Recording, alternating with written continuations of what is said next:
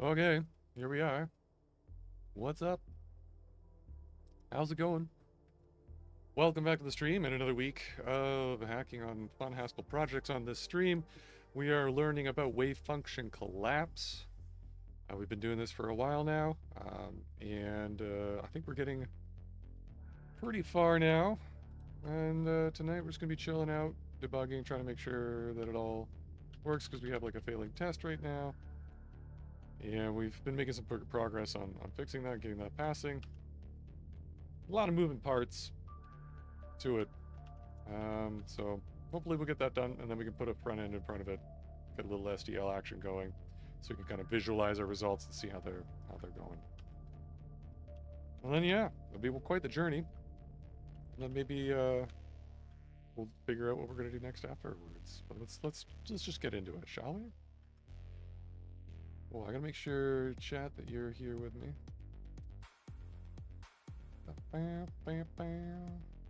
Okay.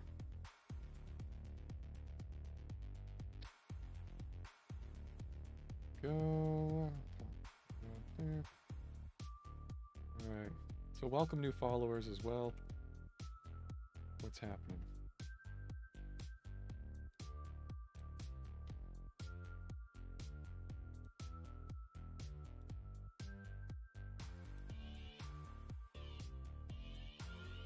Okay. There we go. We're good now, I think, hopefully. Okay, code. Boom. I don't know if the tutorial has been up to date. We're done all that stuff. Well, some of it anyway, most of it. Okay. Let's go into the source, into algorithm, wave function collapse here. There we go. Let's get our test runner going. We're going to stack test fast while watch. And so our main test here, it's kind of like our kitchen sink test. Kind of testing the whole thing from the top down. And it's, yeah, we're doing bow right now. So we're in an infinite loop at the moment. Just here, run wave. We just want to return a grid that is different from what we started with. So at least we know that, like, we've done some manipulations to the grid with the algorithm, and that it all kind of works. We don't reach any of the weird dead ends and stuff that we can get into. We got your green juice. Green juice is super important. Make sure you get all your veggies, kids. Okie dokie. So we start off with the initial wave state. It should not be the final grid wave state. And that should always be true. So that is not working. Let's go in here. We got bah. That's a debug statement here. Okay. So in propagate here, all right, we're propagating the changes, the removals that we've made when we decide to collapse a cell down. And we get the removal command basically off the remove stack. We pattern match on if there's nothing. Either we didn't get a removal command off the stack, we're done. Then we return pure. We're done propagating. Otherwise, we remove the pattern. All right, we get the scene removals. So this gets from the state the removals we've seen so far. Right. So we're implementing some checking here to make sure that we're not implementing duplicate commands here. So when we get the remove pattern, it is a set member of scene removals. Then we get that. So basically we're seeing that duplication happening here. And that's where Ba's coming from. Okay, so we gotta fix that. However, if we get past that, then we go to eliminate. And then we modify the scene removals. We add the pattern we're supposed to have eliminated and removed into the scene removal set, and then we call propagate again.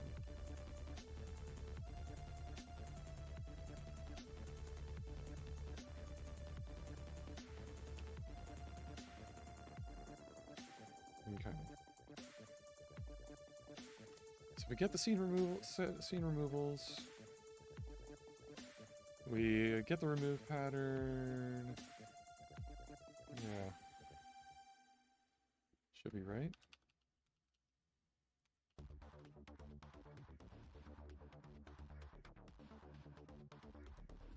Okay. Let's go down to eliminate. We get the frequency hints out of the state. We modify the cell at that position. The pattern we give to eliminate should be the remove pattern we got off the stack. And then we go into the neighbor removals.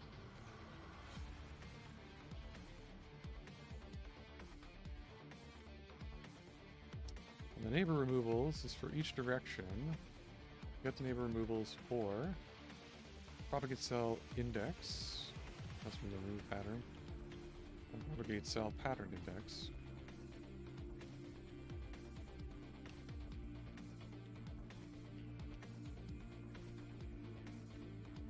Although we're not using directions. Oh, that uses a direction as well. It's passed in implicitly. Yeah, it's here.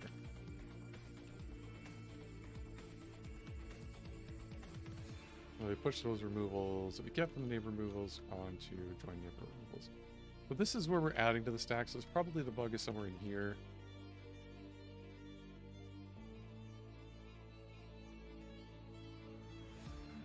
And in fact, I'm marking it up, perhaps right here.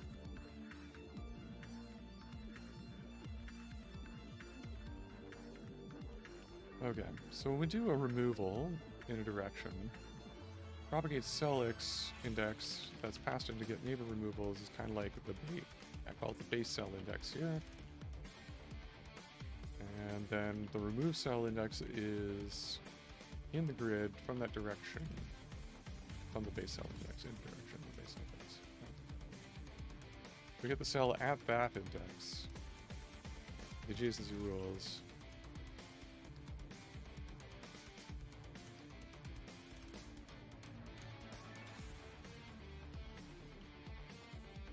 Yeah, okay.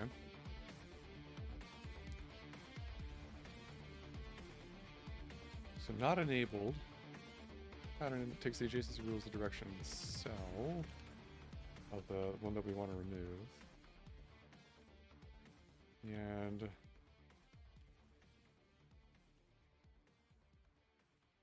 maps remove pattern, remove cell X to the pattern index. So this looks like it's going to, if not enabled, is implemented correctly, which maybe it isn't, but that should be giving us a bunch of pattern indices back.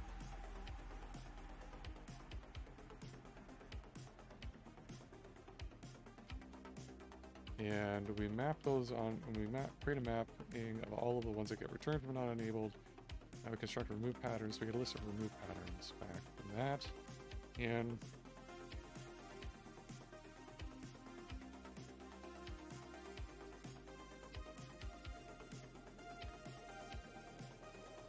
yeah. I mean, that seems reasonable. The remove cell index is the one in the direction that we want to get. Unless maybe from direction could be implemented wrong.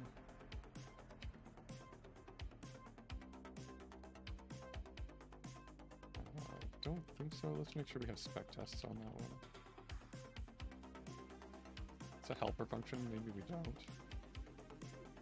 And from direction, no grid, int direction, int.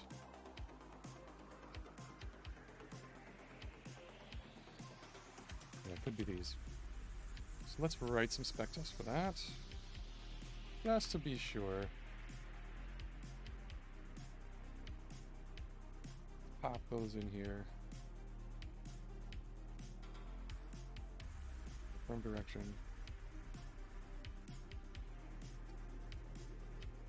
Okay, let's see. Do we need context? That is the question. Let's do context. Given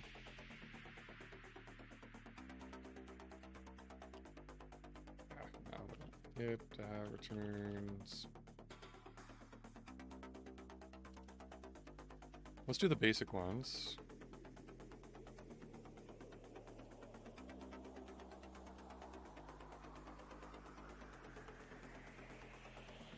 Optimal, the normal. Call it the normal abstraction because we also want to wrap around the edges because we want our grid to be a toroid, which we'll test separately, perhaps.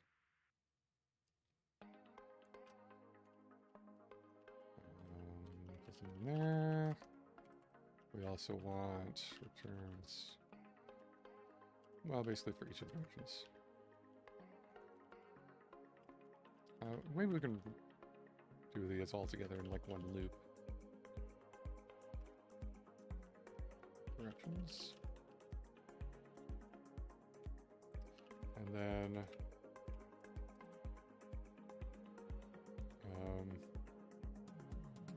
testing the toroid case is going to be, that's going to need separate ones.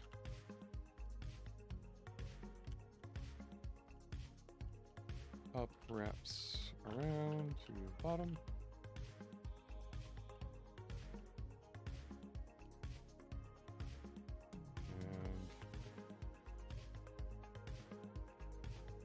And down.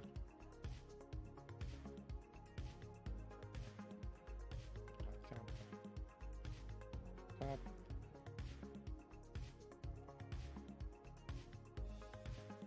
And that'll make that. Right. Why do I need to get these caps? I don't know.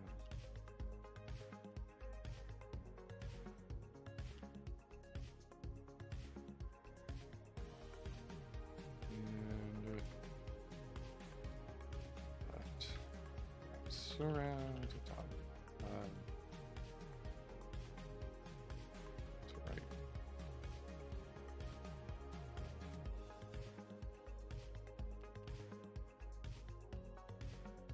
Okay, I think that makes some amount of sense. So this one will be for each direction.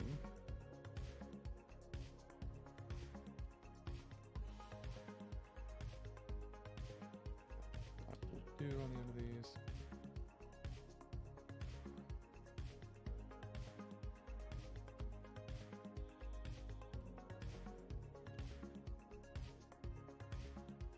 I gotta spell right wrong.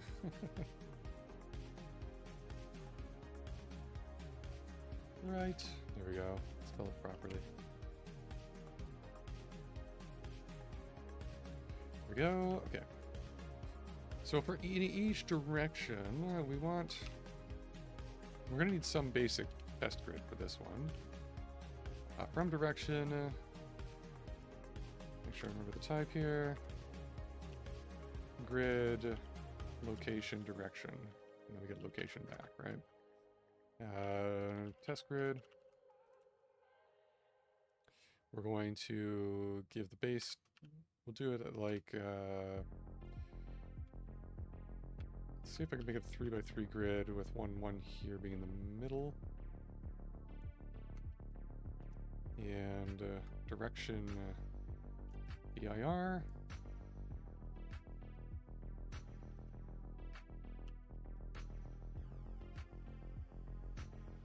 Should be something. Okay, it's going to be something different for each direction.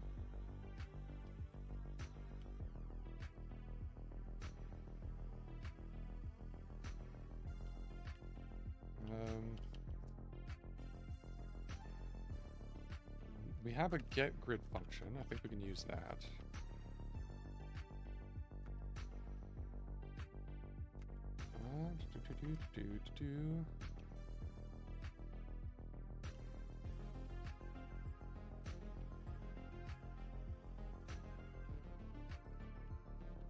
Grid. We have the cell at. There we go.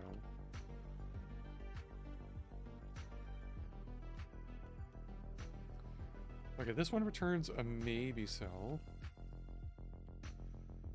So, and from direction returns a cell no matter what. because it's supposed to be a toroid.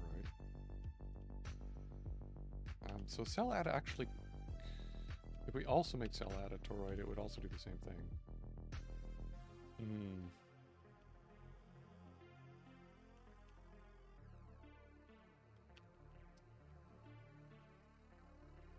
Yeah, anyhoozle. Let's leave that be. So that just means from direction, we're just gonna have to like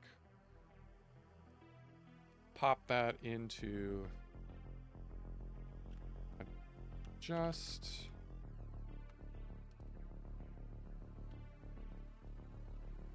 And should be, will be our get at cell at. Okay, so we got cell at. We're gonna have to do something there, and then grid test grid, and that's it. Okay, so there's something here.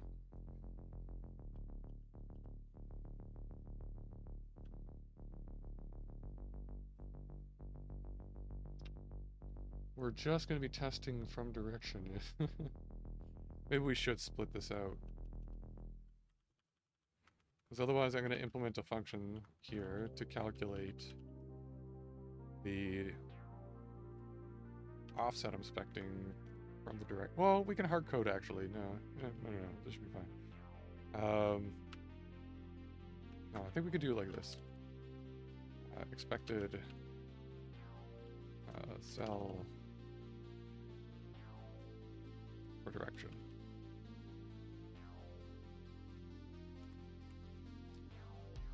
So for expected cell, it's going to be up, right, down, and left.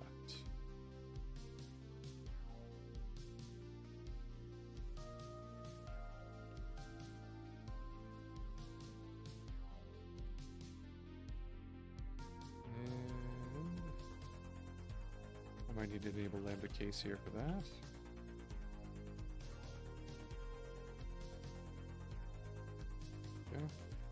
Okay, so in the up case, we're going to expect, let's see, we're going to change the y to be smaller, so it'll be 1, 0.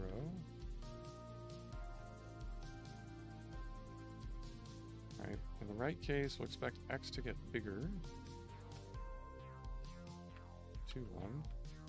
In the down case, we'll expect y to get bigger, and in the left case, we'll expect x to get smaller.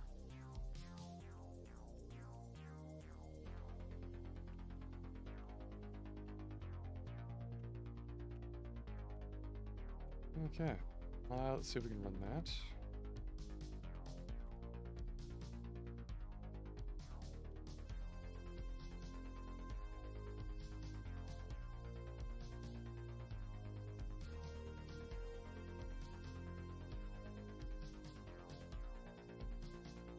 Okay, we got a parse error by accident. Dum-dum-dum.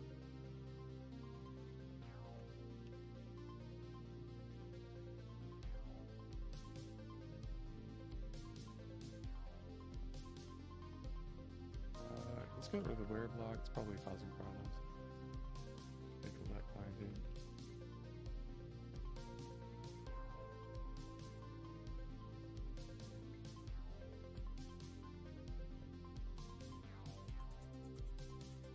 This is a problem. Parse error. Oh, okay. Where are we getting parse error from here?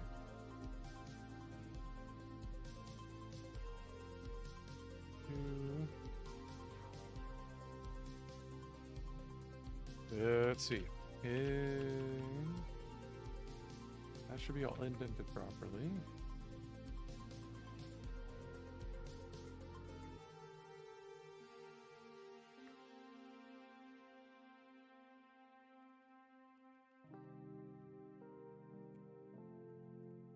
Well, maybe that's not indented properly.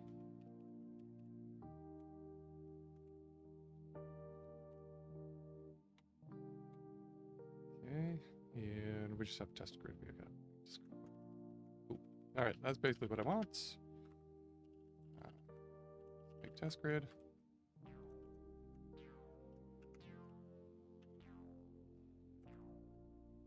Make a grid.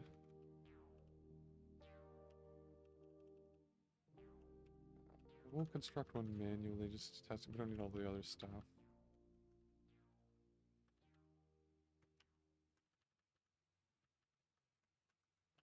Long as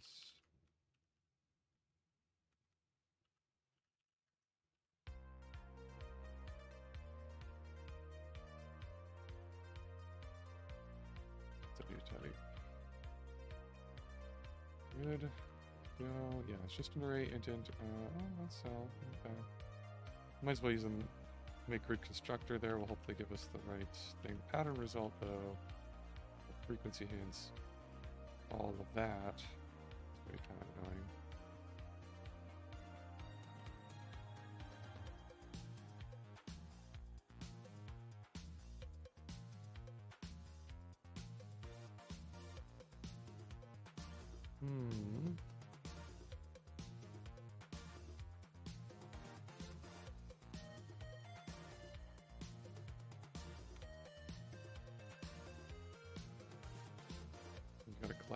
Construct all that stuff.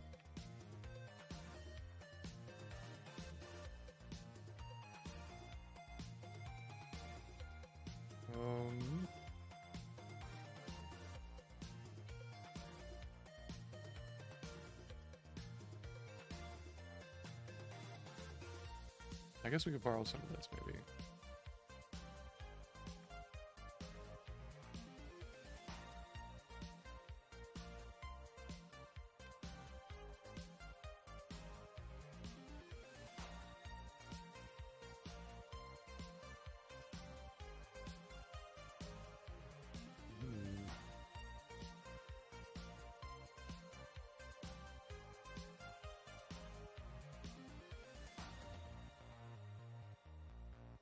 That all lined up, this all lined up, so I'm gonna test grid.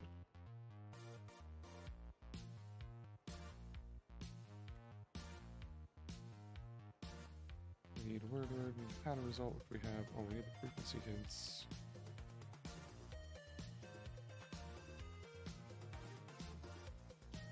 And then we can go make grid, and we wanted like a 3x3 pattern result.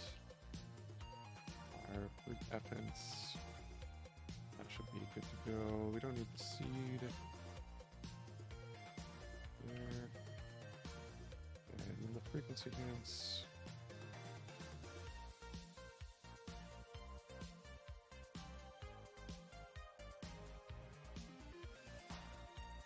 Hints. Okay, we get it from the list of pattern A. I think we can get from our pattern results.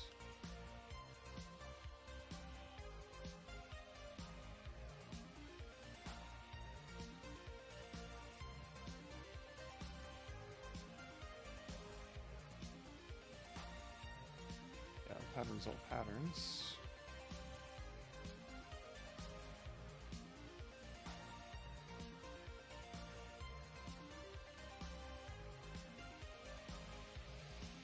Okay, almost there, and then with from here, can I cell int to int? Expected maybe int to int, we got maybe cell. Oh, right.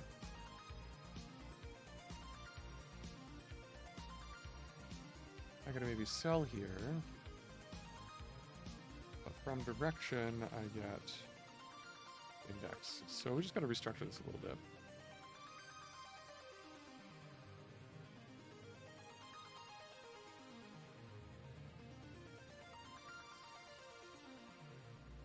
We'll let cell direct from direction be this, and cell at cell from direction should be in test grid. Should be expected cell direction for test grid.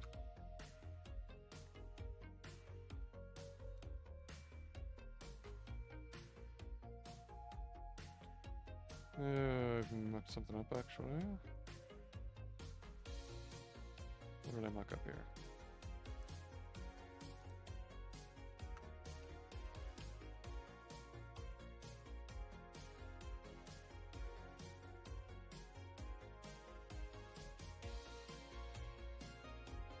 Cell at cell from direct test grid should be cell at test grid here. That should be it, but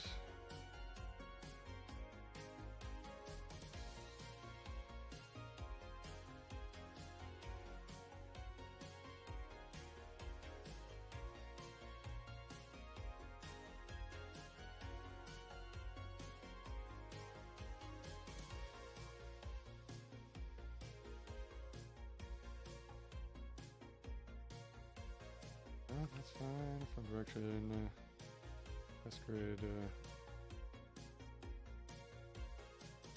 base direction, direction, content, that's fine. I don't know if we want to ignore the results of all that.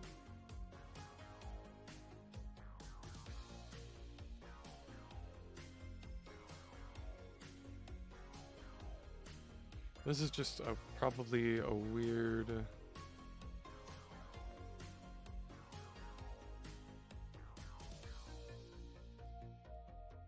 what is it, like a weird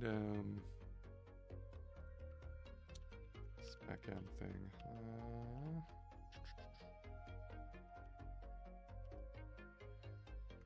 Oh, there's a thing in HSpec that lets you mark a test. I think it's just a weird thing that's going on here, like the... it's just not parsing to what I think I expect it to be. There's a thing in HSpec that lets you mark a test as like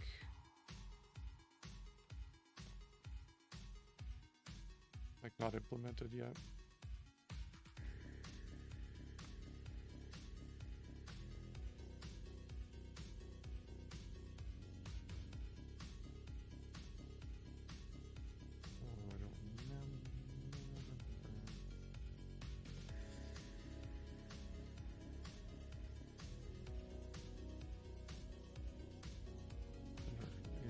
Tests, describe it, yeah.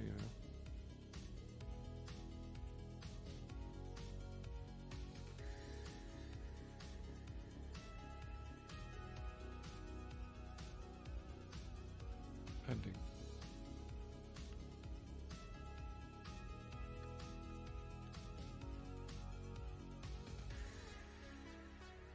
I don't think that might not be it really, but it might be this let binding on the outside. Oh, that is, okay.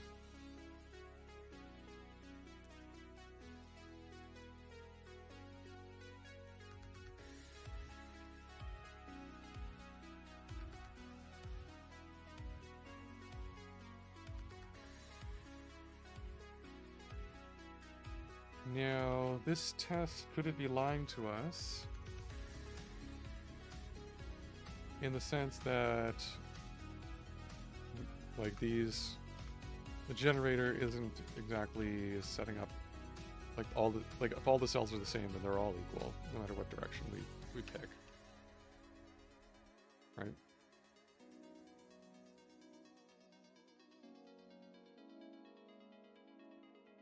And make grid, I don't think does any randomization. So that would make sense.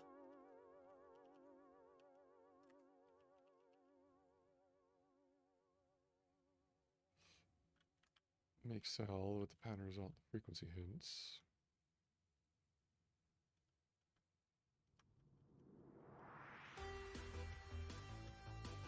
Yeah, that's not gonna quite cut the cheese.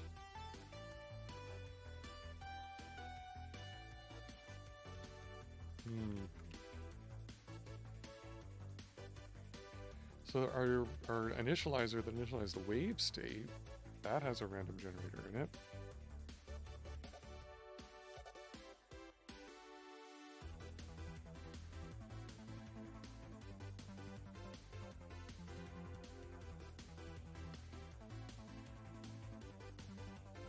Run wave.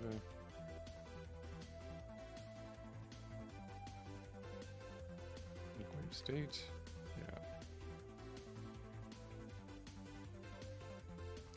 So that takes the seed in there. Change the frequency hints from the pattern results. Just the grid. Makes the standard generator. Builds the entropy of the initial entropy list.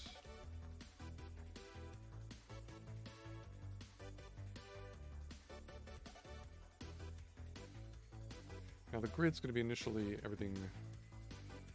Yeah, all the cells are going to be somewhat the same actually.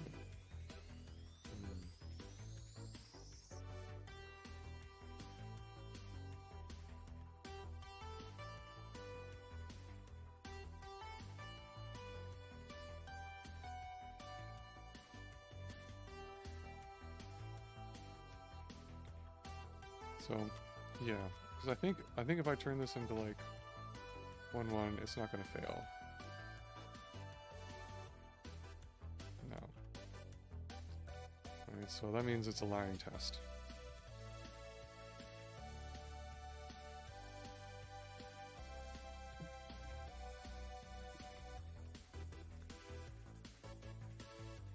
Okay.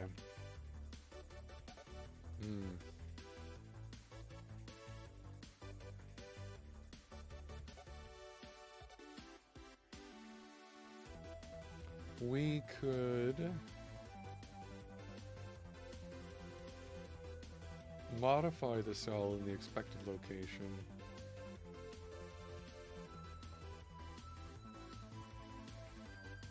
And then that would mean that if we get the cell at in the from direction, and it is still the cell, the expected cell, the same as the expected cell,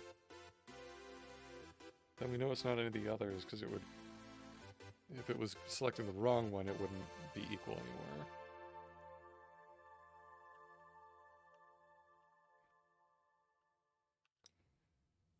Alright, so in order to do that, we have to use that cell.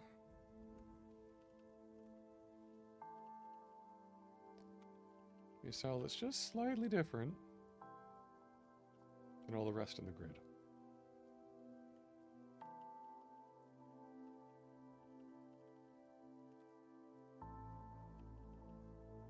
And that gives us back a new grid from our test grid.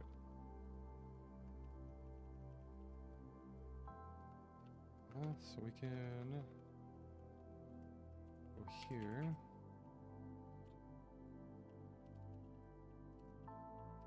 This grid prime is going to equal that cell, that expected cell.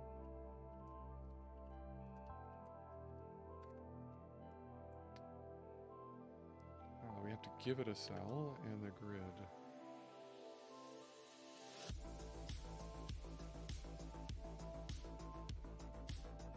Can we make a cell?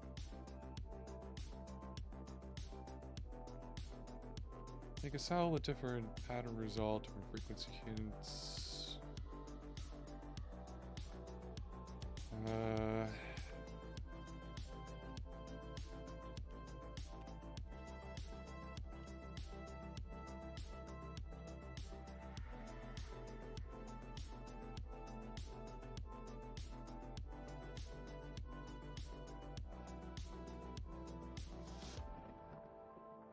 We can just construct one that's kind of a dummy one. Why do we do that? Dummy cell. We'll make it up here.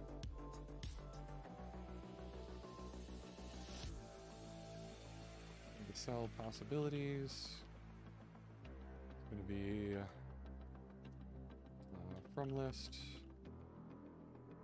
or list array. And list array is going to take our bounds. It's going to be 0, 0. We'll give the list of one element.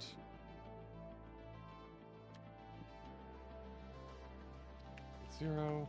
Doesn't really matter what it is, as long as it's an int, I believe.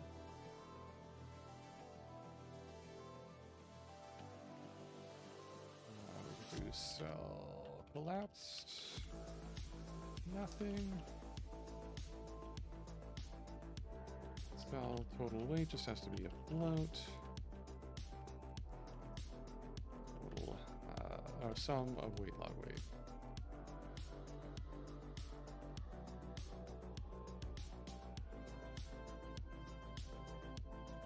I'm gonna pop the dummy cell in there.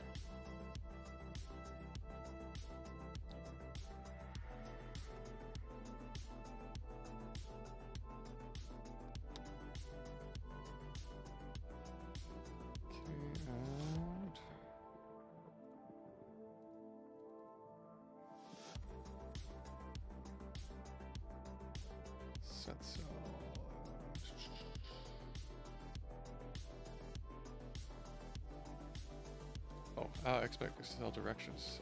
All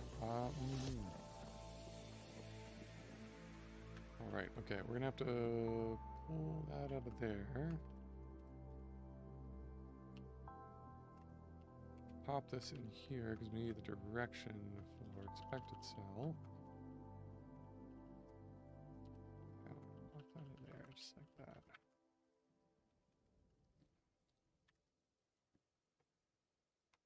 Okay, and then, oh, it's booleans, not numbers. Set to false.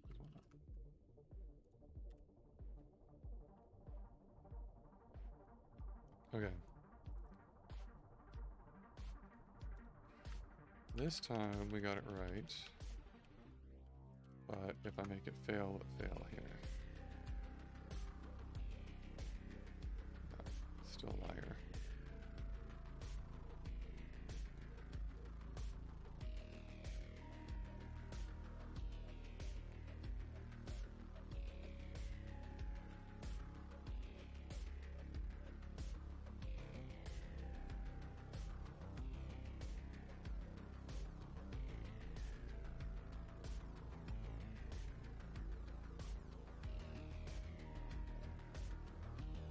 Oh, because we're using test grid still, that's why. There we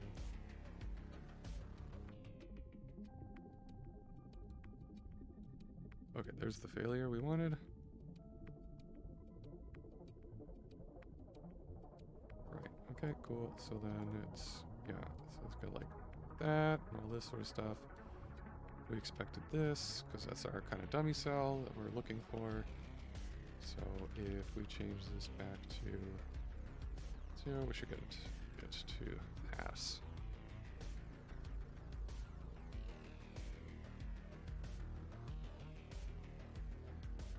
But we didn't.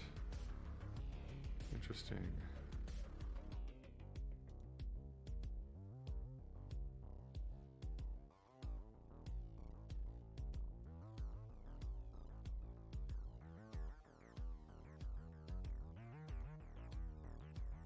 Okay, so we're looking for our dummy cell. We didn't get it.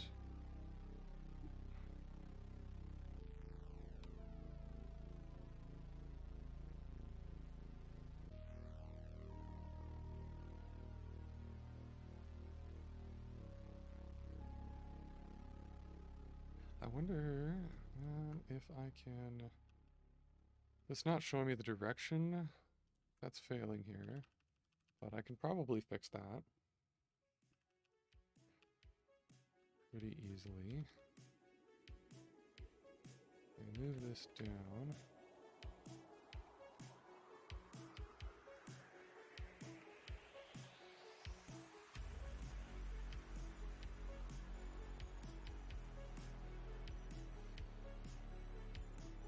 This in here, this way.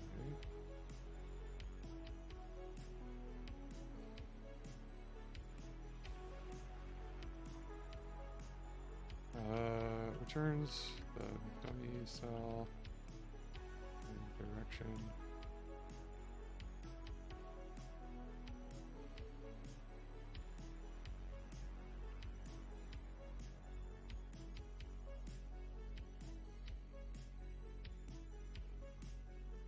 And the problem with that is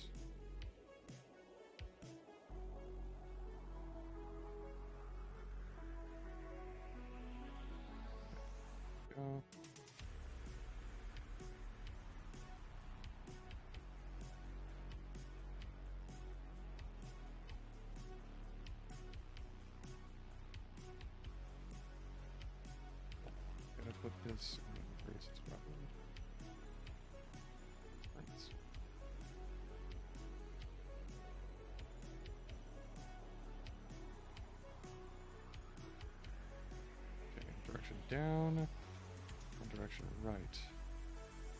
Up works and left works. Interesting.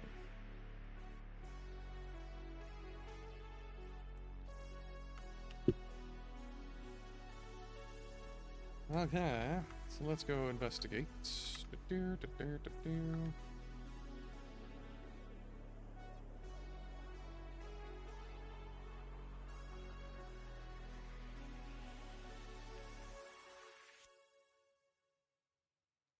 This one and this one don't work. Right and down. Let's see. Greater, we're looking at greater than grid width, greater than equal grid width. The x plus 1.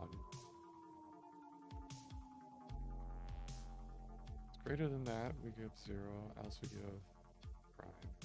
Then y unchanged.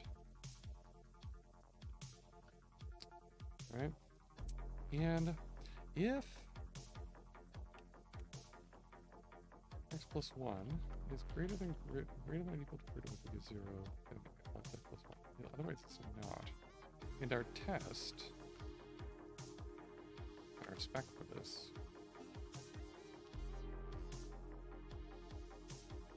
we are looking for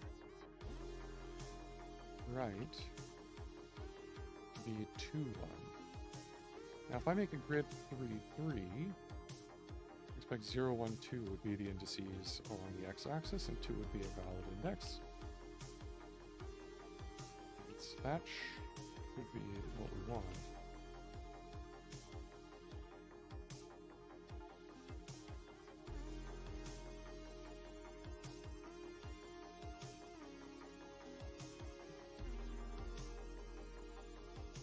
Not getting it.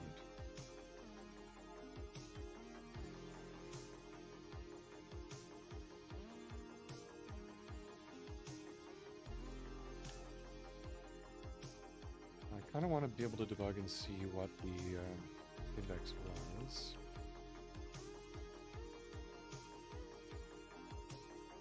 I'm almost getting the sense that that's just doing a little too much work as well. Qualified.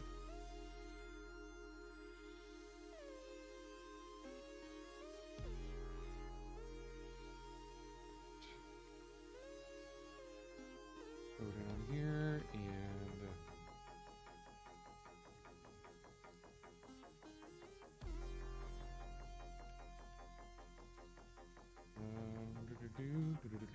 we'll print out cell from dir there.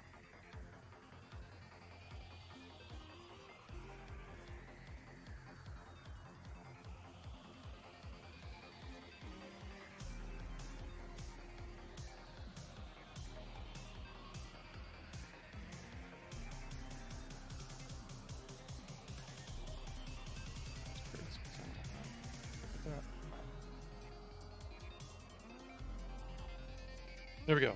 Okay, come on.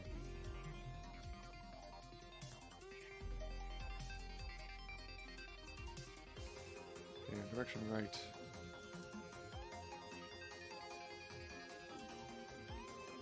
we're getting 0, 1 in that one, and 1, 0 in that one. I happen to be getting the one up, correct. Happen to be getting the one left.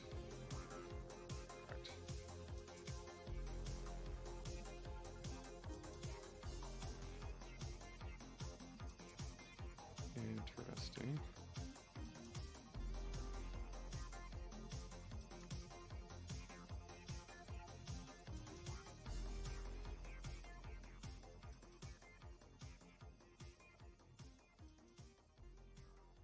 Okay, so our array bounds get cell. This it sells the grid. The array bounds is going to be, we define 3, 3.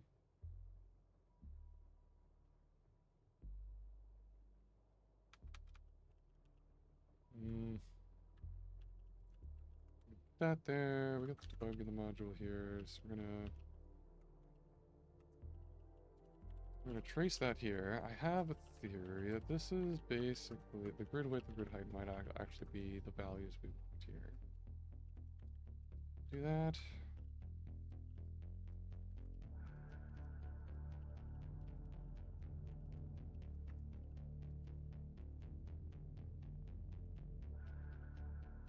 Oh, not in a do block here.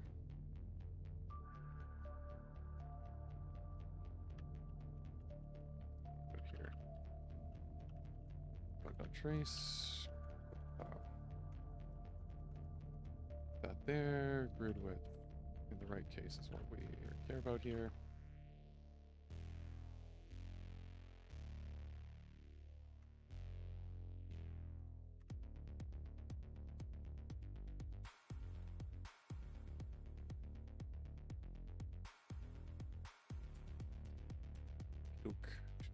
So,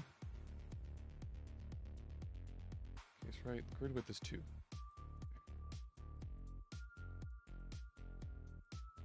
The grid width is 2.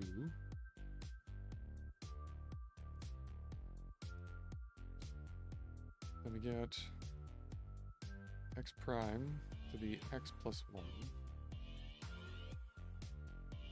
So in our test case, this is going to be 1, 1. So that's going to be, x prime is going to be 2.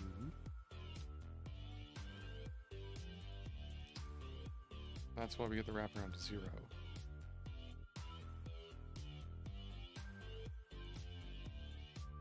So we need to add 1 to that, to each side of this.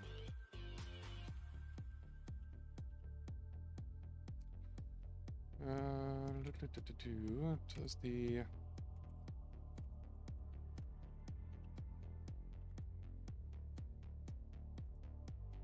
is there a functor instance on tuple that allows me to map a function over 2 sides? Oh, come on.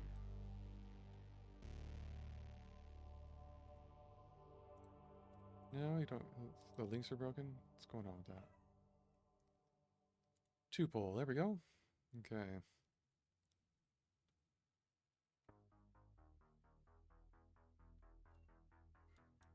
Tuple 2. Equal, ord. That's it.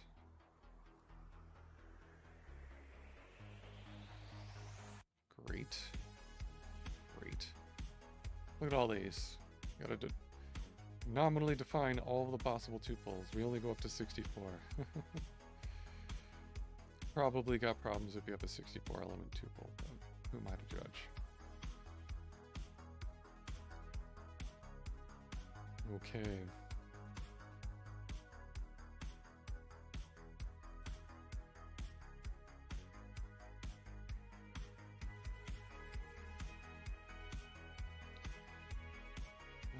So we could do we can just add the 1 here.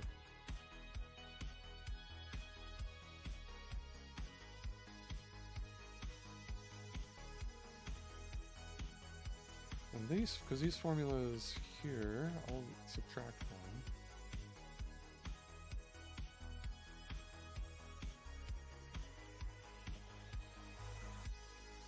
Which don't have to be done. Those can just be grid height, I think. Grid width.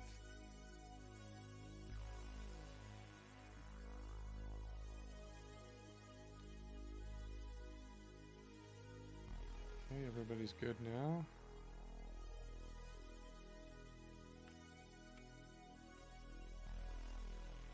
And I go back to my spec and just kind of like mess around with the expected values here, just make sure that I can break it.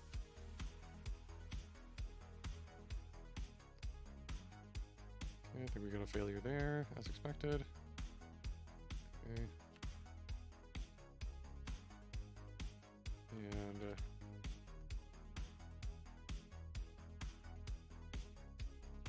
probably get a failure there too. Okay.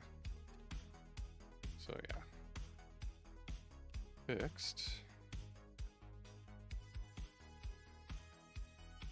Now we got to do the other ones. So the wraparound cases to make sure that those all work.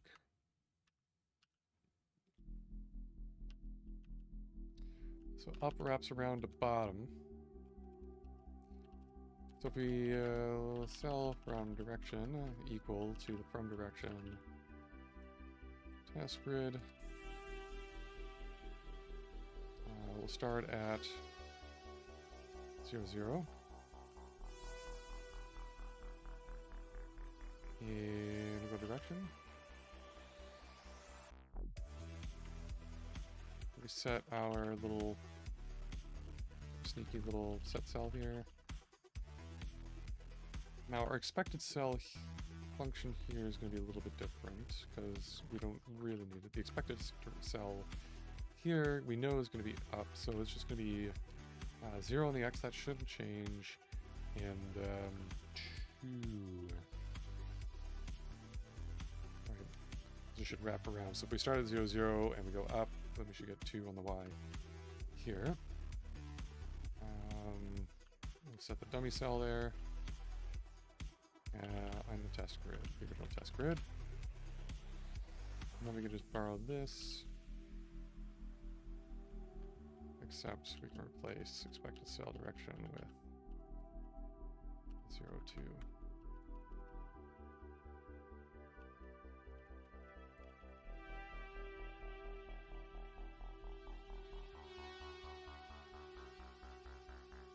And place dir here. Up.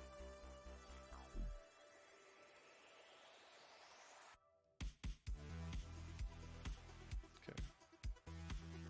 That's good. I'll borrow these.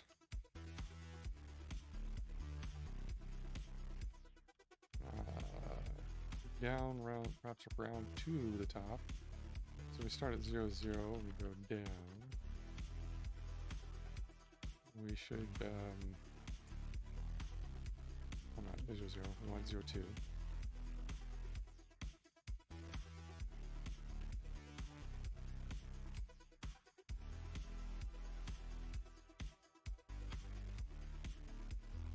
Hey, Type Reflections, how's it going? Welcome to the chat. Good to see you. I am not using Windows, actually. I'm using, well, I'm using Windows, but I'm using WSL2. And so this is just Emacs running inside of WSL2 over an X server.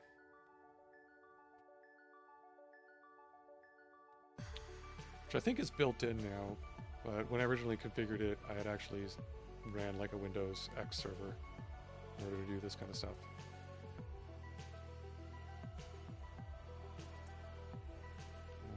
So down wraps around the top. And this one, so we have the from direction, we're going to start at 0, 2. And then 0, 0 would be the one where our dummy cell is located. And if we get the cell at 0, 0, that one should be equal.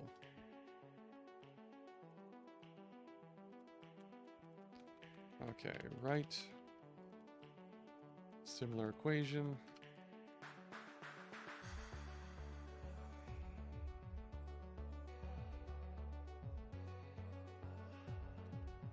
Okay, in this case, we're going to have to, if we start at 0, 2, 0, and we go right.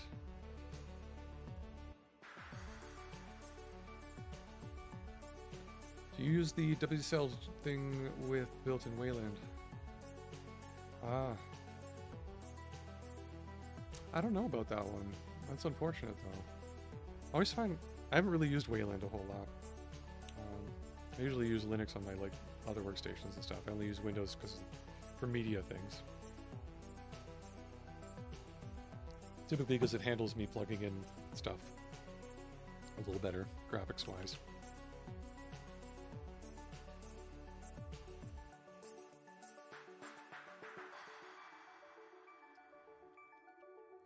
Okay, so then right, if we go to the right, that means we should set the cell at 0, 0. We have dummy cell, that's the one we should find. And it should be the same as in the from direction.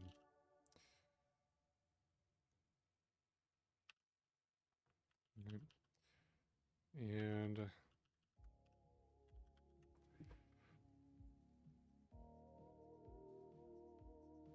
this should fail, I guess, if change that around there, right?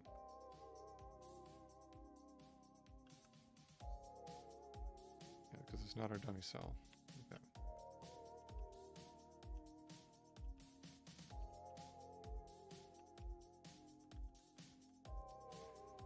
Okay, and left. So I think we've got this sorted.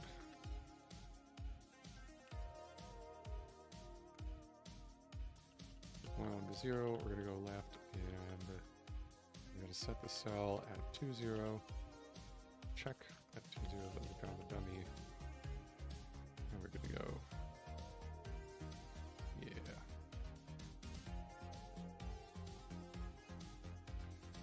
Okay. Oh, actually, I wasn't actually running that one, but yeah. Okay, I'm going to take those focuses off, get rid of the debugging code. That's good there.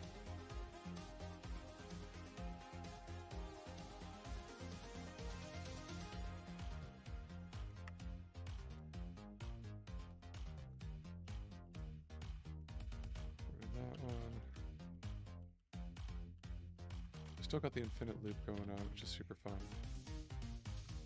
Just turn that off for a moment.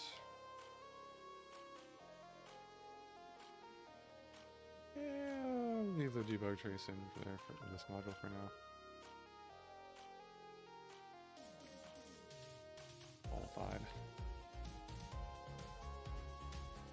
Okay.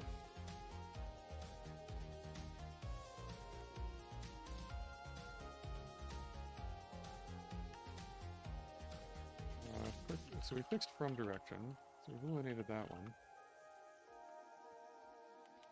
Fixed it all up.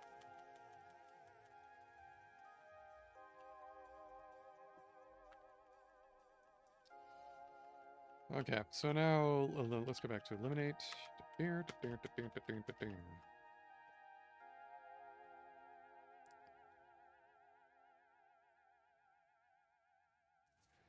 Yeah, okay, so we get the frequency hands, modify the cell, add there, get the near removals. Pop down here. So from direction we fixed here, so now we know that the remove cell X is in the right direction that we're kind of expecting here in the code. So we get cell at that direction in the remove cell, the one we want to remove.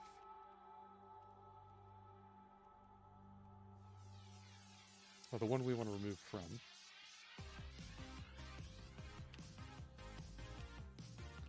Right, then we get the adjacency rules from the state, and we construct our remove patterns by this mapping over this list here. So not enabled, I think, is probably the next bit that I got to get through here in order to get this working. This one has been given us problems over and over because it's kind of confusing.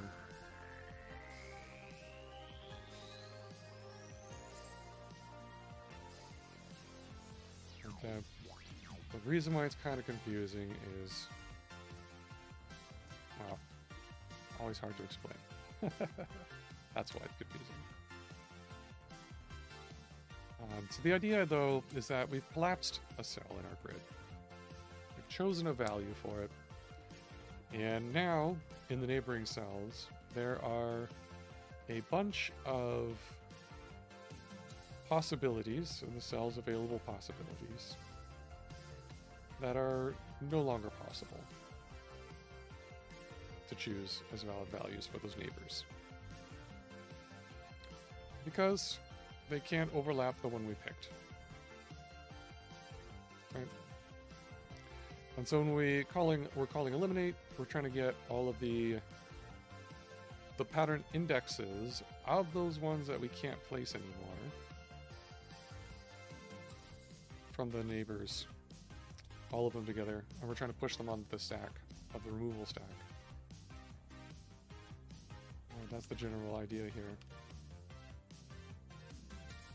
So hopefully I've got that. So let's jump over to not enable. I think I've got a bunch of tests for this puppy. Yeah. So hopefully this is all actually quite right.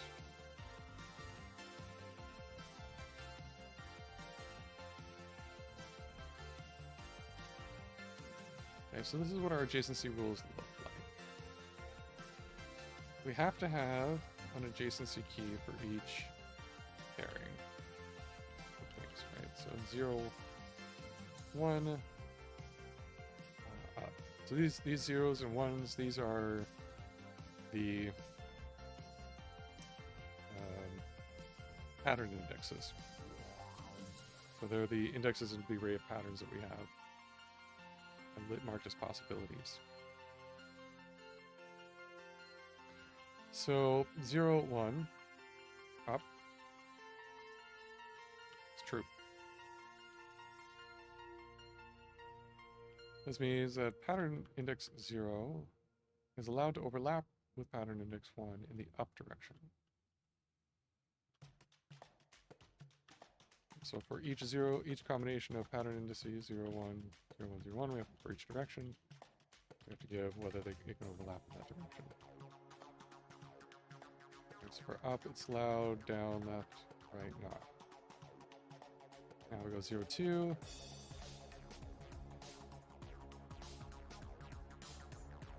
Do the same thing for that one. We got 1, 1, 1, 2, 2, 1. We don't have 0, 0.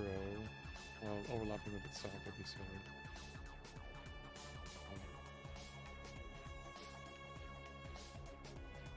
So that's true. And 1, 1. That's overlapping with itself again. That's kind of weird, actually.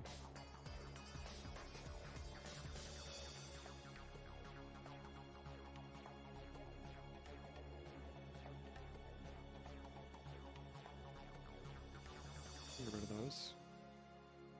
Doesn't seem right.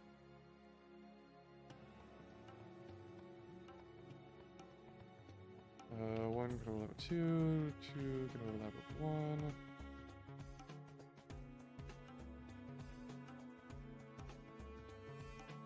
Also false. 2 can overlap with 1 in the up direction.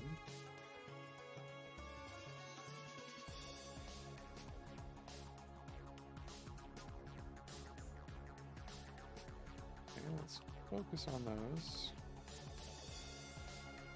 Get the test runner running.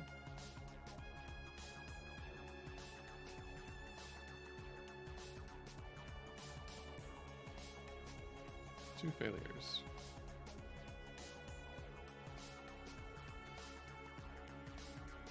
Valid adjacency rules because we're trying to look up an adjacency rule.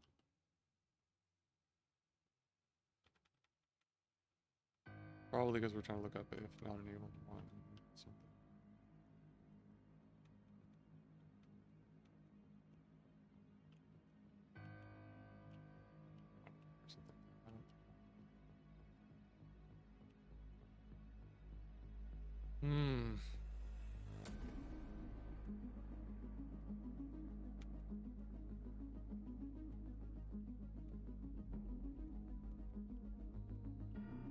Okay. You know what? I'm tempted to look up the tutorial implementation of this just to see if... Because we wrote this on our own, but maybe maybe it will shed some light on what we should be doing here. Let's check it out.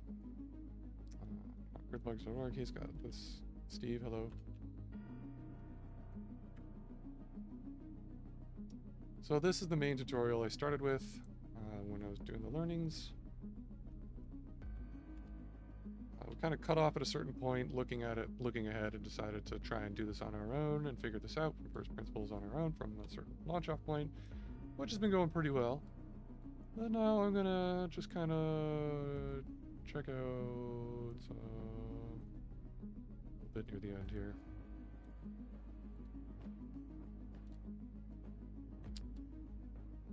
So there's the propagation for this one.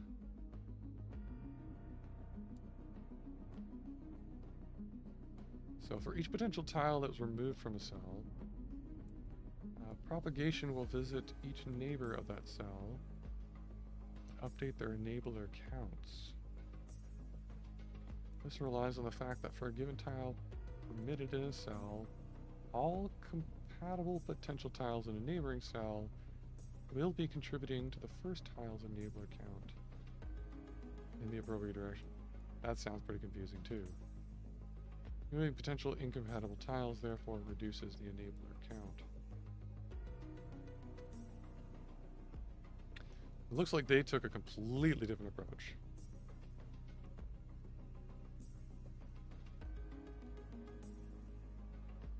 Okay, this is what we started with here.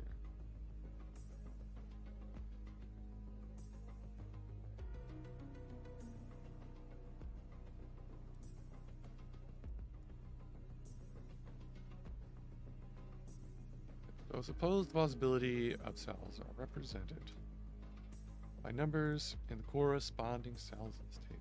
Just locked in 1 at the top left. Well, this is the one we just collapsed. Right, so on these rows, on these rules, we're going to propagate the effects to the immediate neighbors. So in these rules, 2 may appear below, to the right of 1. So 2 is allowed to remain here. And 2 may appear below 1, so it's allowed to remain there. 3 is allowed to appear right of 1.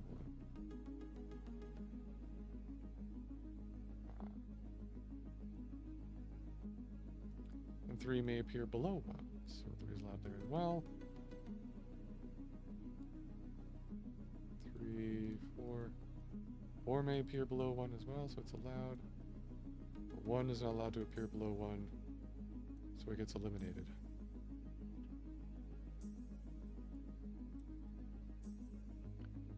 Alright, so what our algorithm, we want to push that removal onto a stack from this neighbor. Same with 1 and 4 as well.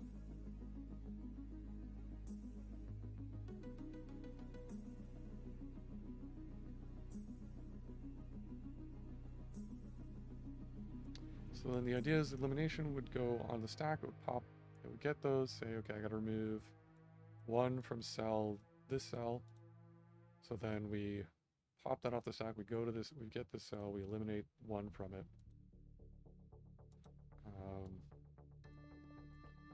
And we pop off the stack again, and we eliminate 1 from here and 4 from here. So that's 2 more times. And then the stack would be empty. Except we're not done yet. There's the middle cell here.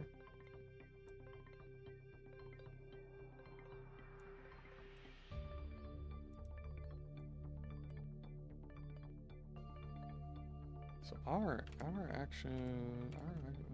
code might actually be quite up to scale there.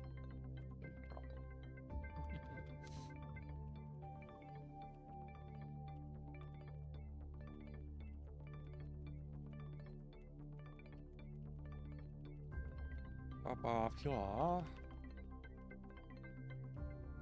Eliminate. So eliminate just is eliminating the patterns out of those cells, or at least it should be.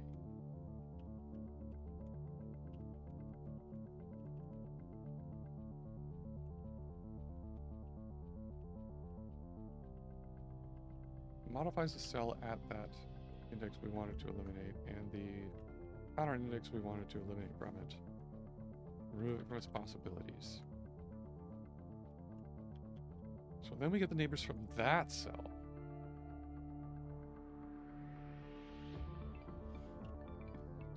So actually we are recurring here and going and propagating out. I was worried that we weren't. Alright, so we're going to each of these cells. Alright, and then we're eliminating all of those. Say 1. In this case, we're in this cell here. We eliminate 1, we remove from the cells potential values. And now we go from this cell, we ask, okay, of the neighbors of this one, are there any that we should remove? Right. Maybe in this case, no, we could continue on, but this one, and their example, says we should be able to visit this cell. So eventually when we get this cell here, get to this cell, we do a removal here. We remove 1, maybe that's fine. And then we remove 4. We pop that off the stack, we remove 4 from here. And now we should get a removal for 4 from here pushed onto our stack. I know, as soon as we pop that one off, we go to this cell. We say, oh, okay, we gotta remove 4, so we remove that one. We go here, and now at this state, we go, okay, we've removed 4, and now is there anybody else? I'm gonna keep doing that until we've emptied the stack.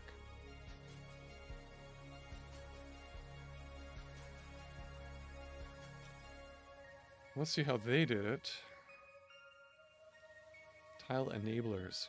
So for a given tile cell combination, we'll say that the possibility of another tile in an adjacent cell enables the first tile to appear in the first cell.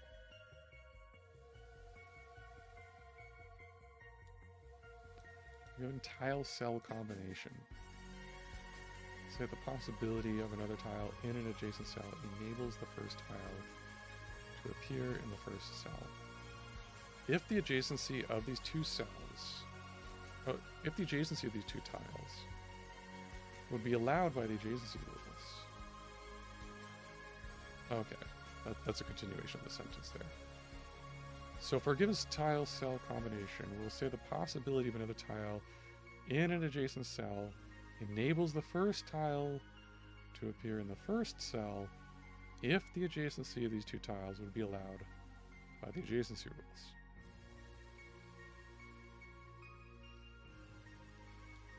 Alright, so I think what that's saying here is that if we have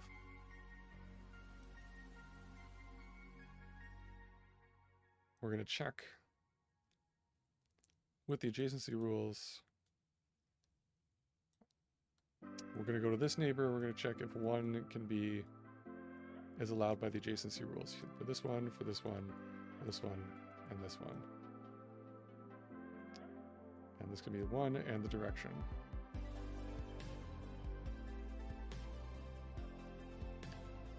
We'll say that a potential tile in a cell is enabled in a direction if the immediate neighbor cell in that direction permits at least one tile, which enables the first tile.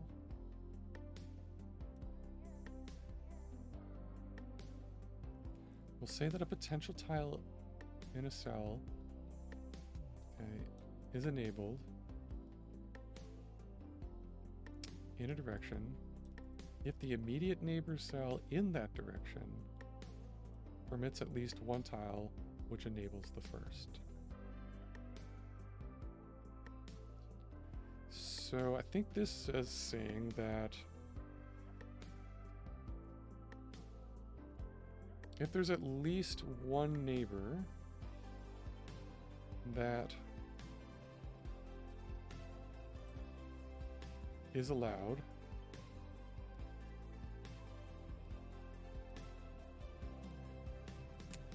then by the adjacency rules,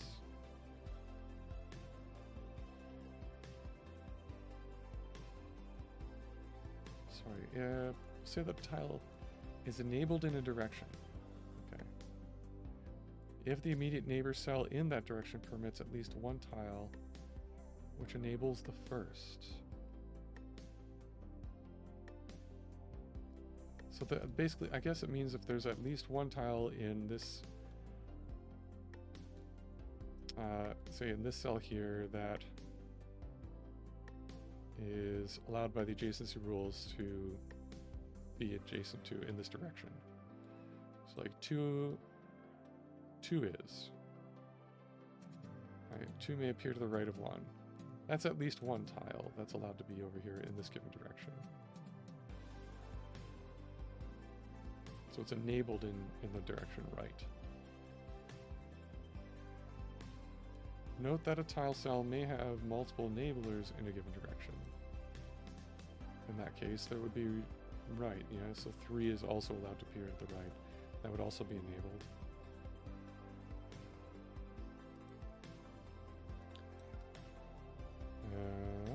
Yeah, so in the example above, the potential 3 in the middle cell is enabled in the left direction by potential 2.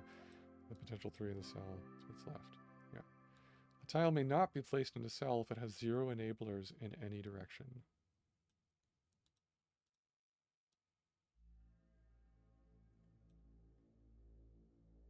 Okay, so a tile may not be placed in a cell if it has 0 enablers in any direction. That is, it needs at least 1 enabler in every direction to be a candidate tile for the cell.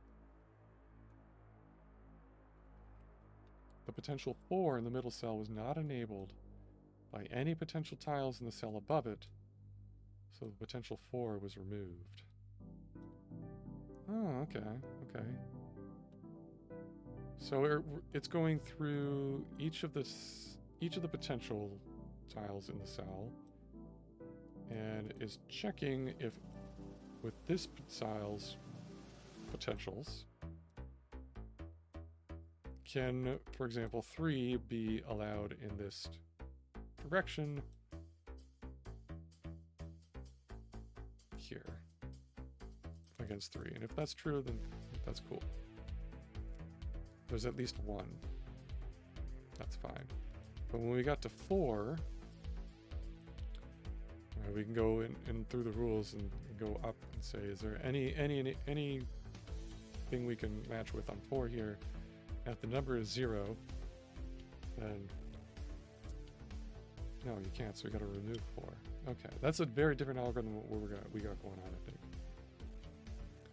That might make things better. So let's check their cascading removal. So if removing the possibility of a tile from a cell caused a potential tile in a neighboring cell to lose its last enabler, you must also remove the possibility of that second tile from the neighboring cell. So if removing the possibility of a tile from a cell caused a potential tile in the neighboring cell to lose its last enabler, you must also remove the possibility of that second tile in the neighboring cell.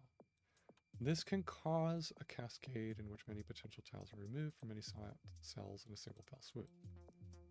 That makes sense.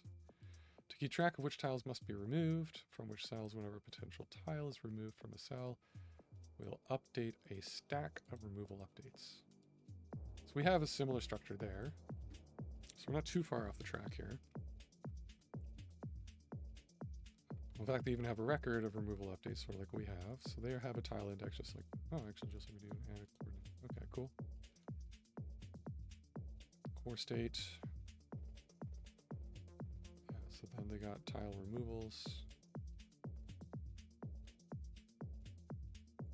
A vector removal updates. Okay.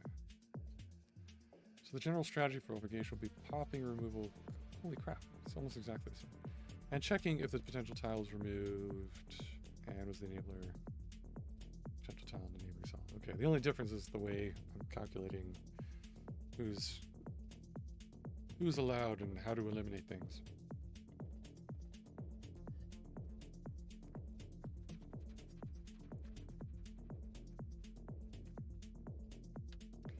Okay, so the general strategy for propagation will be popping removal commands from the stack and checking if the potential tile was removed, was the final enabler for a potential tile in a neighboring cell.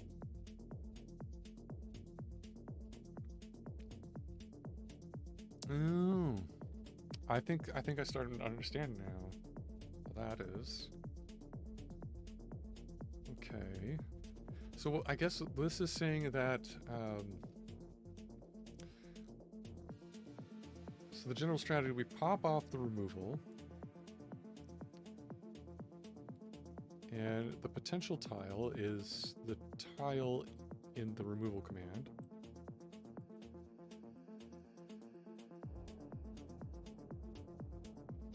And then what we really want is to check that when we remove this tile, in the neighbors, are there any in the neighbors of it? So we say we eliminated 1 from up here. We're going to look to the neighbors here and see if 1 was if there's no more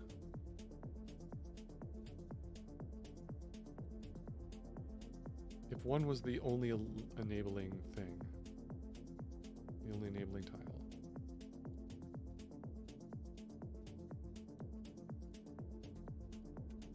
Checking if the potential tile was removed was the final enabler, the potential tile, and a neighboring cell.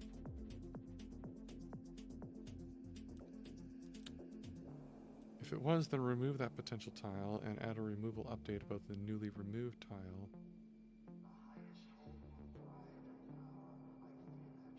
So the removal commands in this are only potential removals.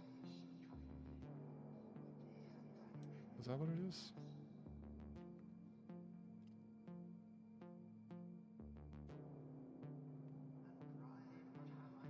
No, the potential tile is one of the potential tiles in the cell that we just removed. Okay, so if we remove that one and we check if that was the final enabler for any of the potential tiles in the neighboring cell. For all of them.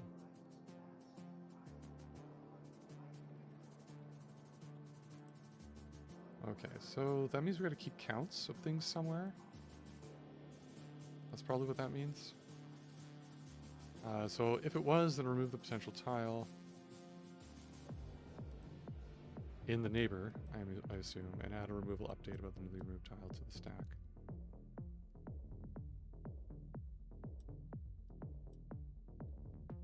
When the stack is empty, propagation is complete, and it's time to collapse the next cell. So after collapsing a cell, the stack of removal updates will be populated with updates about the removal of all but the locked-in tile. We can update collapse cell at function with this in mind. Interesting.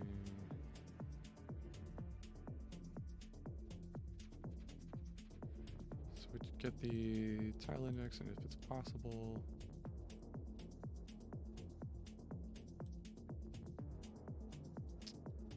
is false initially.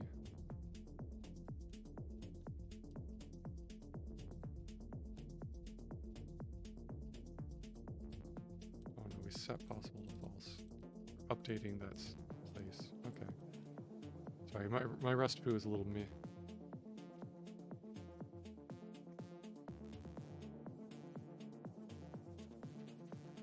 So we push the removal updates there.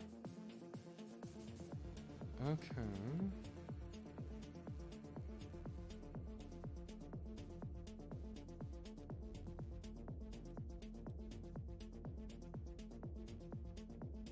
So I guess tile index to lock in is the one we're collapsing to. And then it's essentially looking through all the possible tiles in that cell. That isn't the one we just locked in. Set them all to false, and we push them on removal updates to the stack. Okay, that's pretty simple. So counting enablers, so now we need a way of telling whether remove potential tile was the final enabler for any potential tiles in neighboring cells. For this purpose, yeah, okay, there it is. So we'll maintain a count of enablers for each cell, for each potential tile, for each direction. That's a fair bit.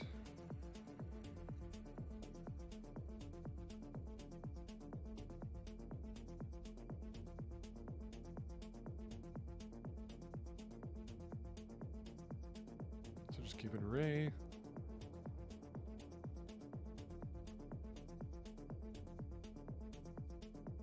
And that too.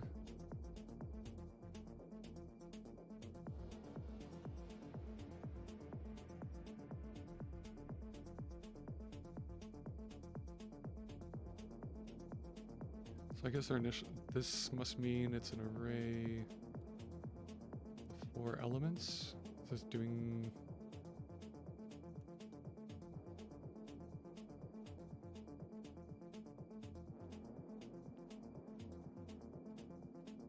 initialized to 4?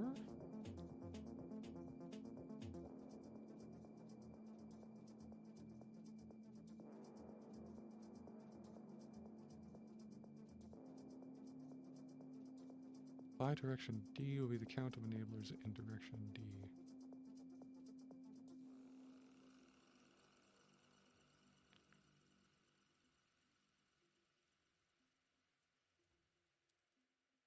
Oh, I guess, yeah, okay, so setting 0, 1, 2, 3. Defined as integers, so they're just indices into this array here. Interesting.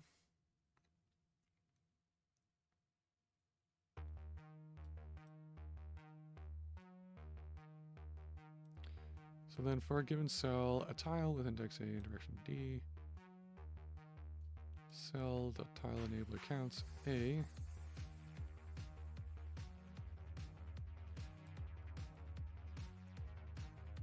by direction D, is the number of different tile indices permitted in the immediate neighbor of cell in direction D, which according to the adjacency rules are permitted to appear adjacent to tile A in direction D. So we got to initialize all those counts.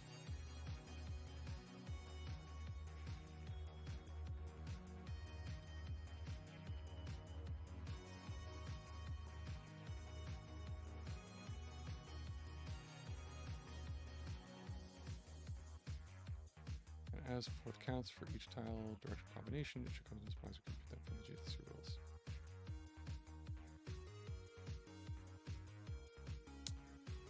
Okay. Interesting. Okay.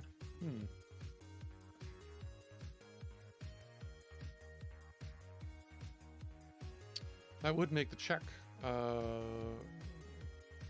pretty easy to compute because it'd all just, you'd have to update it every time you go to do stuff, but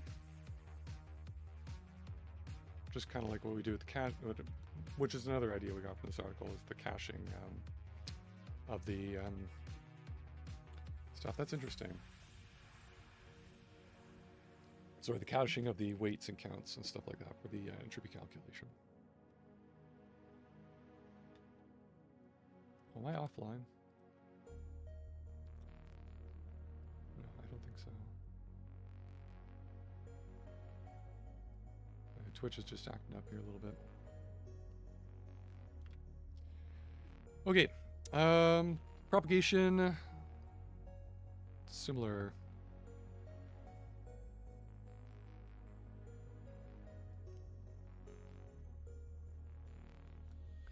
Okay, let's start with that. I think that's fairly different to what we have so far.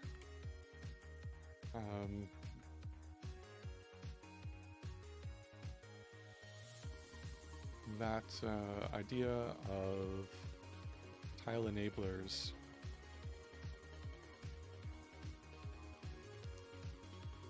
How we use the removal updates is interesting too. So, collapse at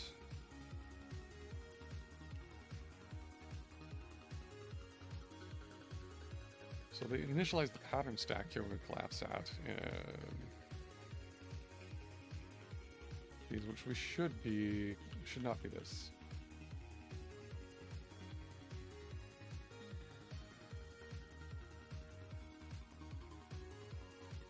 According to this, it should be vector removal updates. We just push the removal updates in here for all the possibilities that are no longer, like, that are not picked.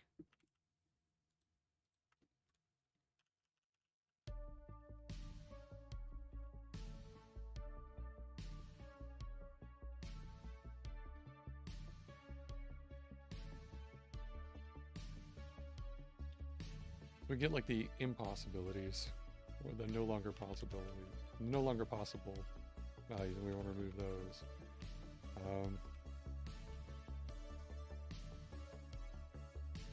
Collapse cell. There's a local function here. We pick a pattern, and then we set the cell pattern possibilities. Just that pattern index.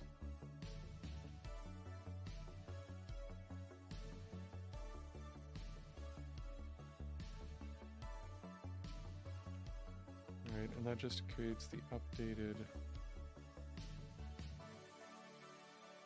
index, the associations for the array, and array. Keep it matches. So test.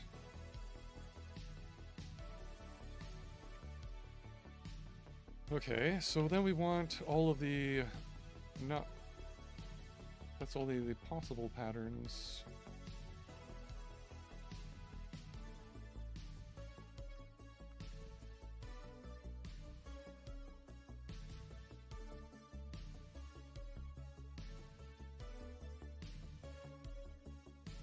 We get the array of pattern index here for bool.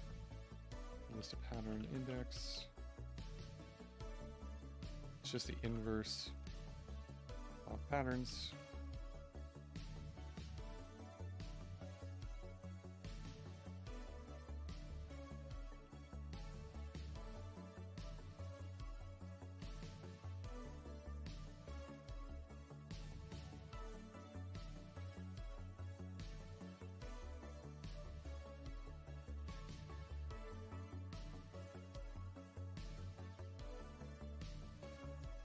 There's a tile index and a coordinate. Coordinate.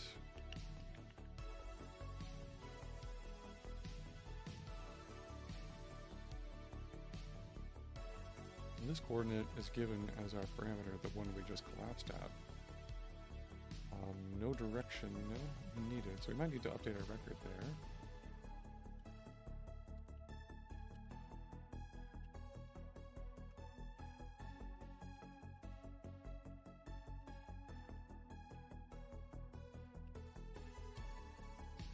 Pattern.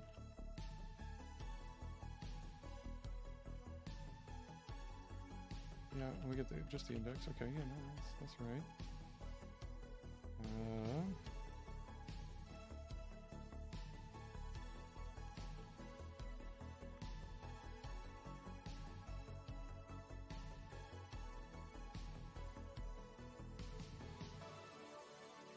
So to create removal patterns off of the impossible patterns.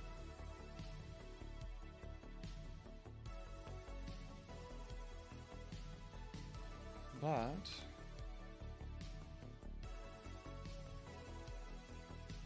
give the array in first.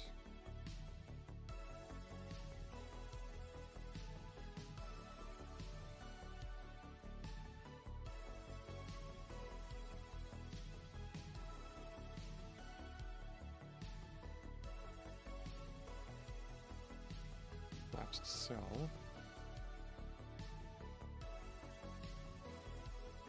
So I'm going to get the collapsed cells array here.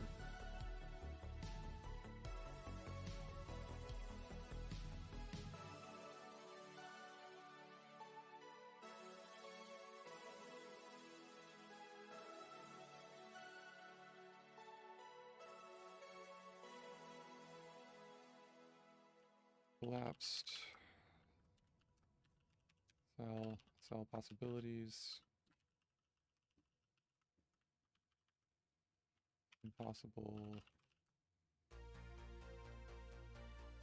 Those. Impossible patterns.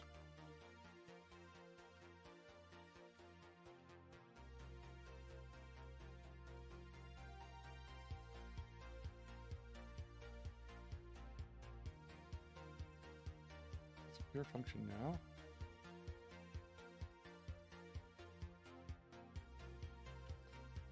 Okay, and then it's not quite ready. We got to map over that.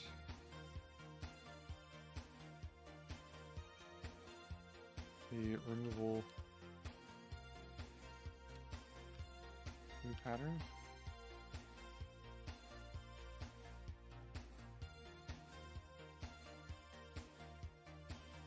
And let's take two things there.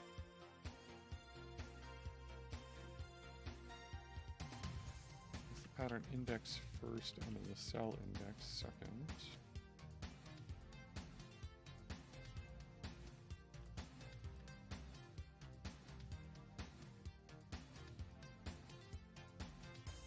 That's why we do the flip remove cell index there, I think. So we'll do that again.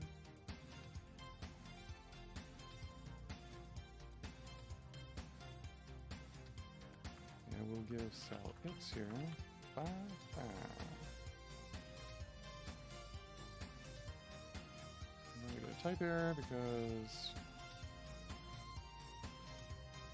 we expect a list to remove patterns, but we don't need it. We got a list to remove patterns.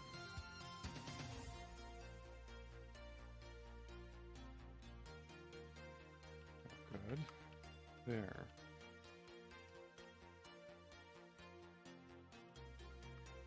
Smooth that over a little bit. There we go. And we no longer need pattern index, it looks like.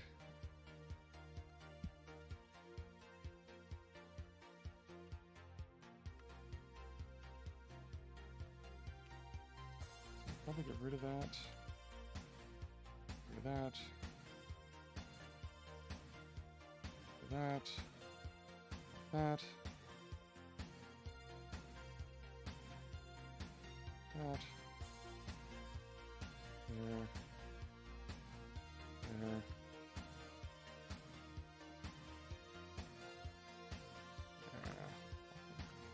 assistant, there we go.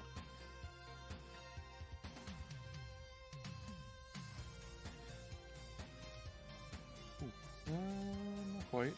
We need the pattern index in here at least for setting the value we collapsed to 2.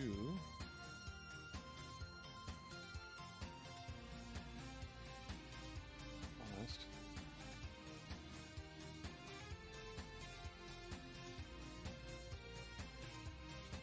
We just don't need you anymore.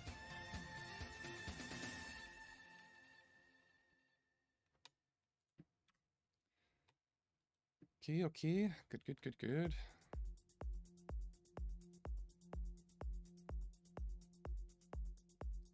Yeah, let's keep those failing for now. That's fine. Fine. It's fine. I'm not gonna need them for much longer, hopefully. Anyway. Okay. So we set that up just like this. So counting enablers.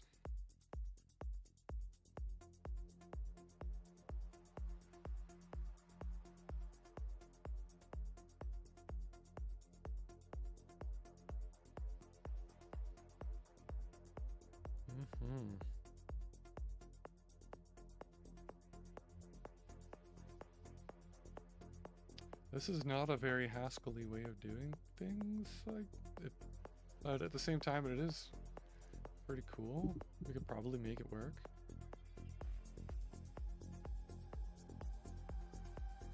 Should be able to make it work just fine. We basically have to have this here. Oh no, this whole thing, initialize the table of label accounts.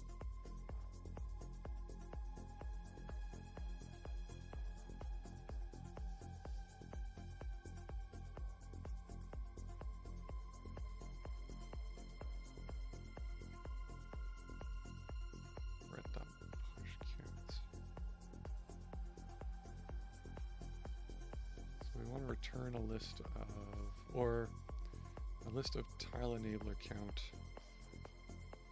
here.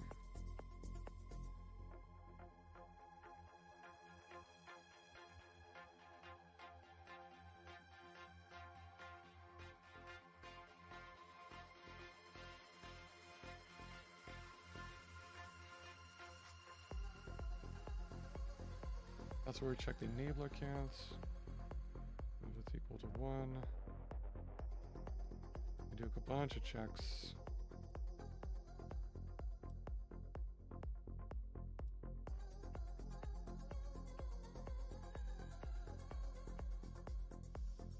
sketchy stuff. Okay. I'll mutate that.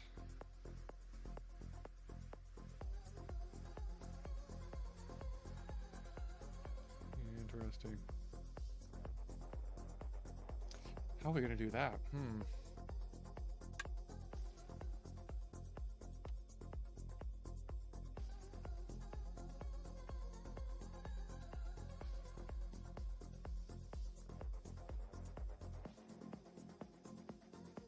Where is that used? Check it out.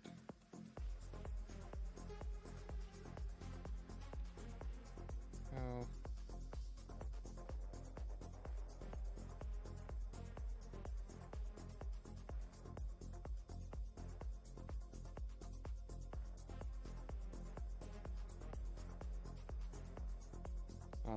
The cell initialization.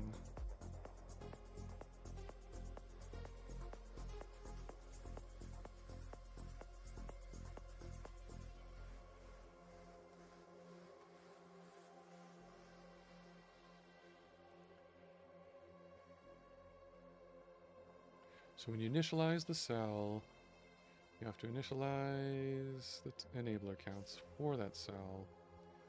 And in order to do that, you need to know the number of tiles, the adjacency rules, and create a vector, number of tiles.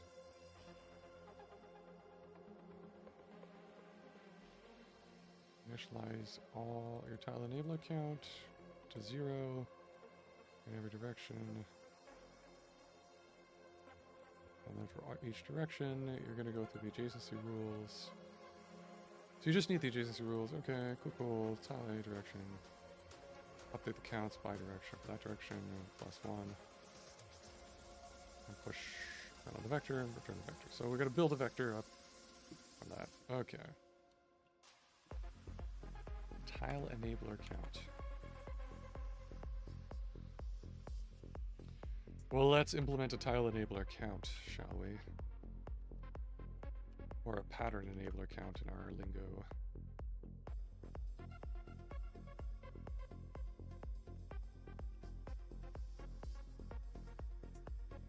Pattern enabler.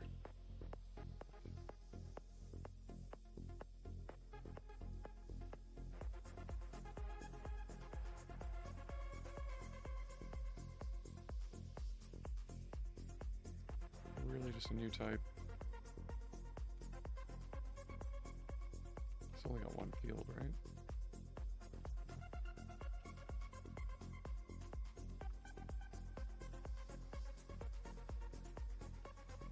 By direction.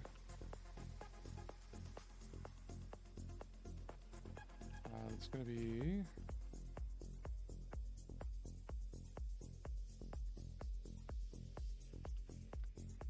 They use an array here, probably for reasons. I guess you can iterate over in the initialization.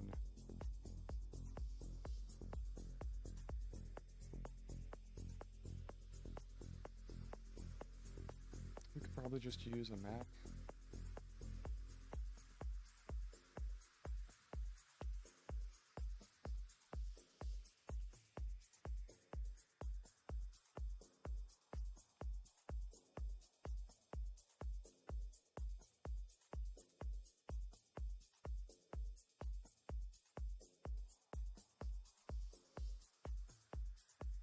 Map of direction to int.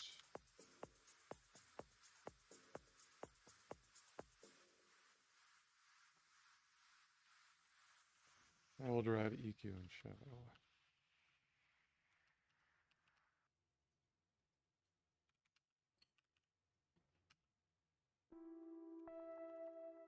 Okay, cool. No problem. So we gotta initialize, come up with a function for initializing the thing. Number of patterns, the adjacency rules.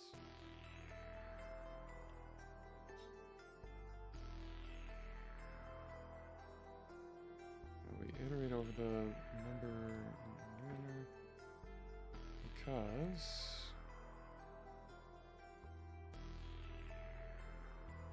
Oh, we use compatible tiles. Function for tile A to check direction. Bi-direction.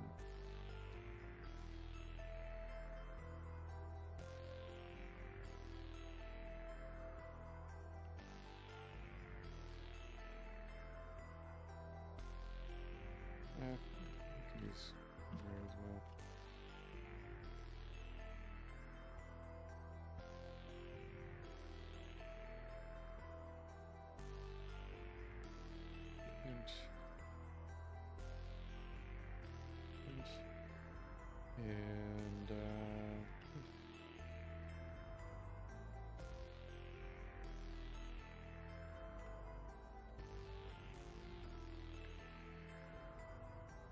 And okay.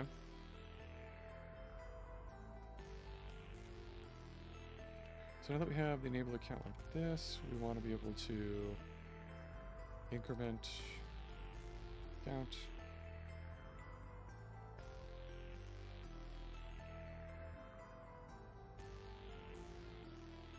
Increment an enabler. That's in direction. And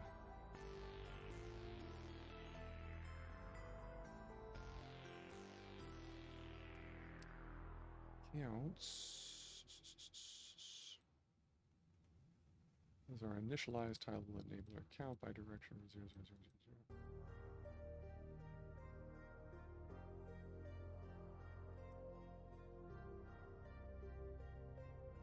So take the counts and update the direction +1. We just need the pattern enabler count. And we get a new one.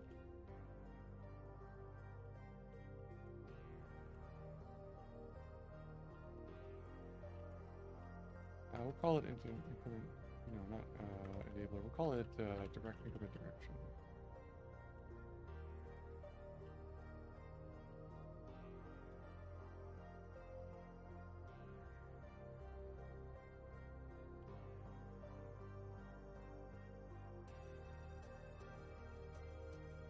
Direction. It is a bounded. It is an enum. So we could use that. The indices in our map. This is going to return a lot of maybes.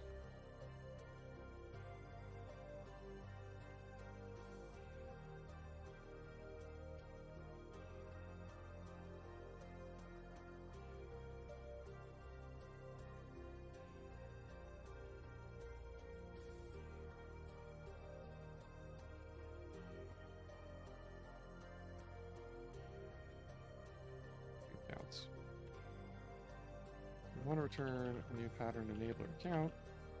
We have to do.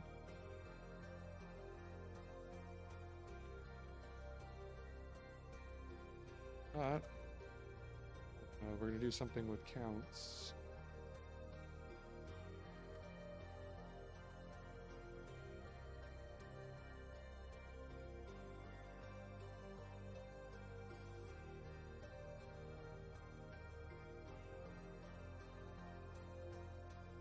We're going to do array.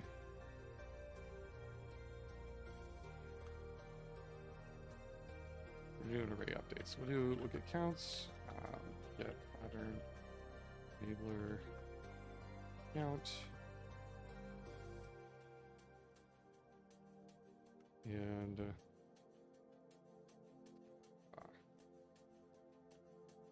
something on DR that turns it into an integer, and we're going to. We need the count out of it in order to do the increment.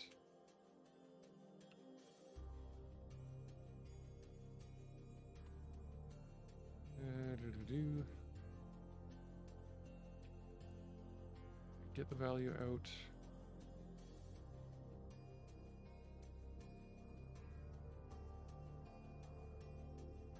Yeah, we'll have to get it first.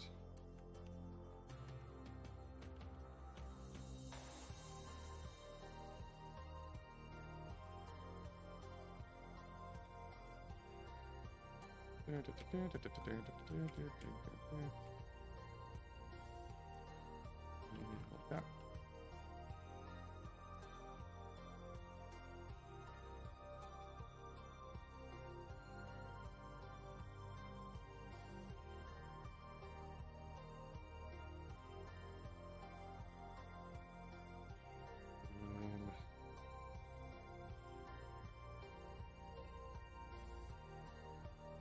Array, bang, and direction.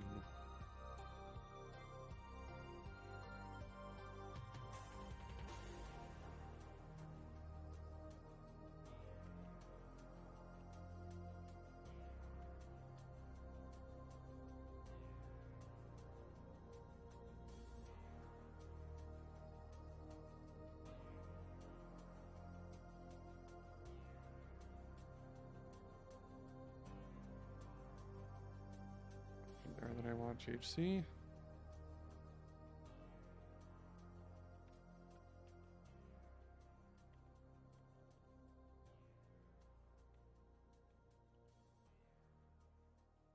Probably not.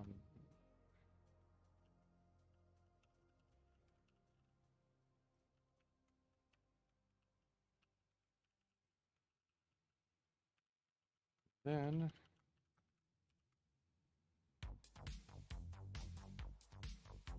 it's also from them.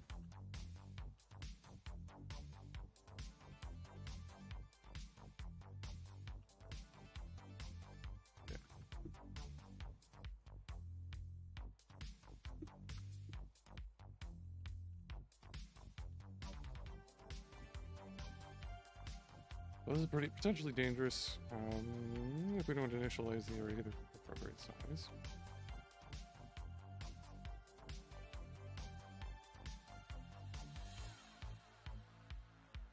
So I'll have a constructor function for that.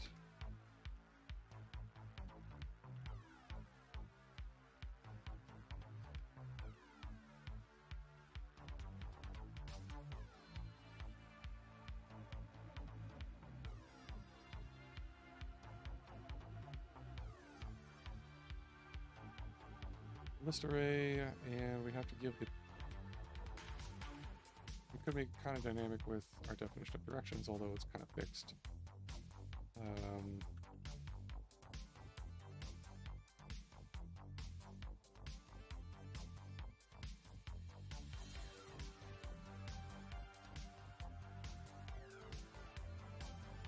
0, 0, 0.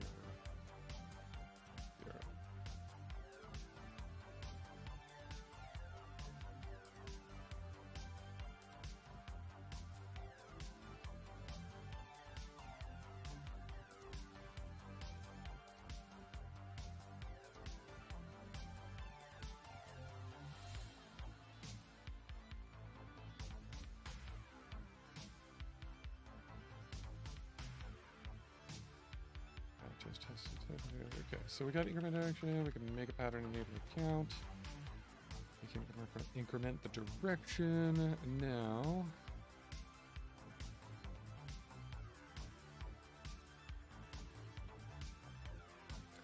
we need to initialize tile enabler counts for adjacency rules and the number of patterns, at least according to this code. So we use this function to initialize the field of each cell in the grid.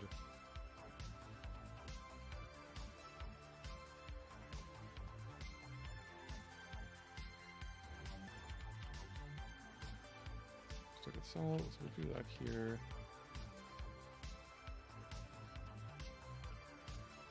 And results, frequency hints. So we'd have to, on our make cell constructor, we'd have to pass that in, I guess, here.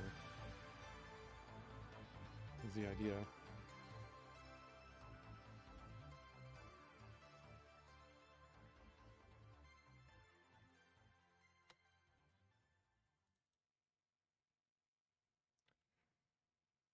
Cool. But we're getting close to the end of our stream tonight, so we're gonna have to wrap up pretty quickly here. pop this in here. Cell tile enabler counts.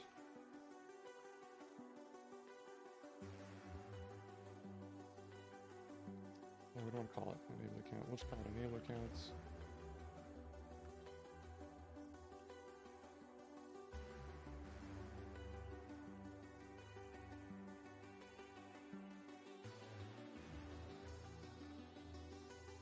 We'll call it pattern enabler count. Pattern, of course we do.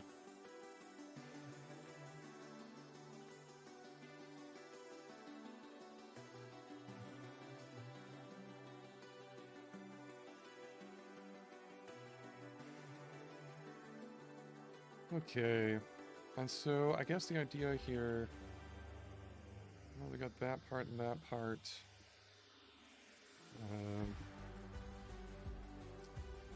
Like the num tiles is going to come from, I'm assuming the grid. The grid constructor is what's going to call our cell constructor. So I guess we can pass that in if we need it. Tile in num tiles. So that's going to be a number. From 0 to num tiles.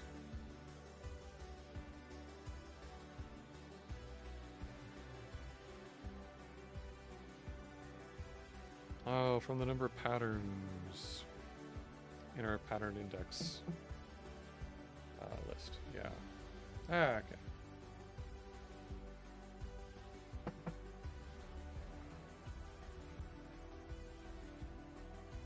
And then we have to implement this compatible tiles thing with it. I think it's just a map lookup for the most part.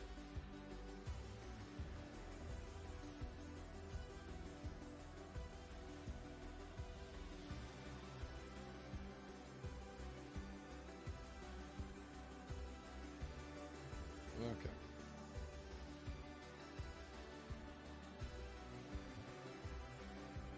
So our patterns list contains our patterns result patterns. And our max index.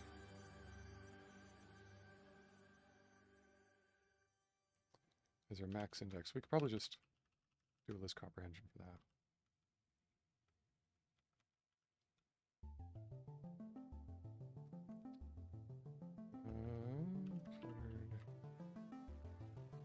Count. This initializes the count, the commit direction. Initialize cell enablers. Enabler count. It's called that.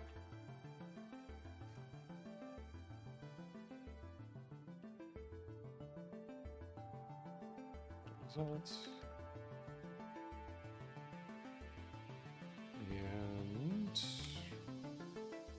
Adjacency rules should get a pattern enabler count.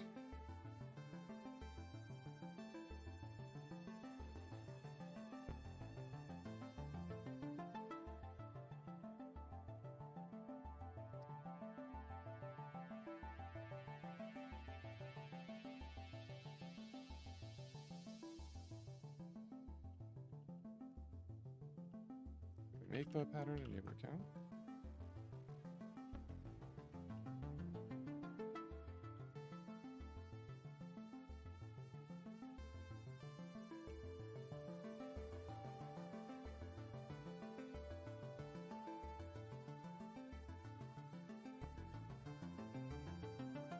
For each direction.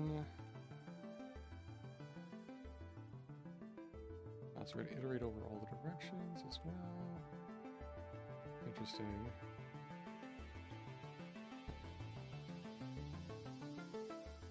So we almost fold over all of those down into our pattern enabler count.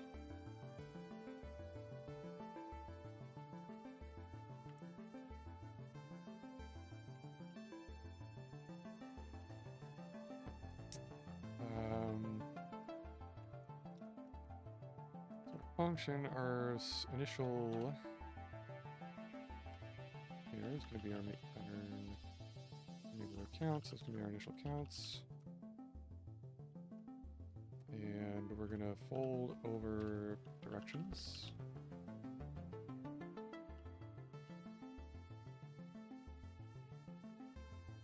That makes this function isn't going to be quite right.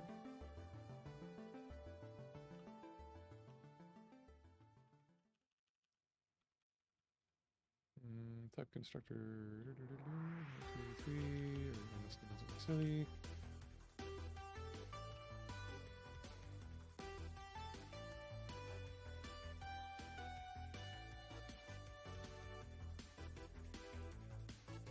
Why did I do something silly?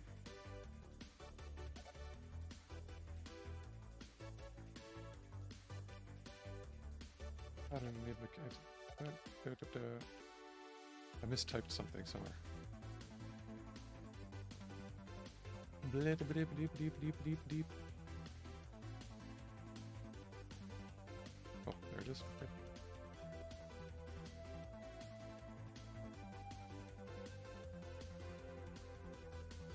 Pattern enabler count, direction to pattern enabler count. This is almost what we need. I want to increment direction on it. We have these two things as scopes. We need the adjacency. We're not using the adjacency rules.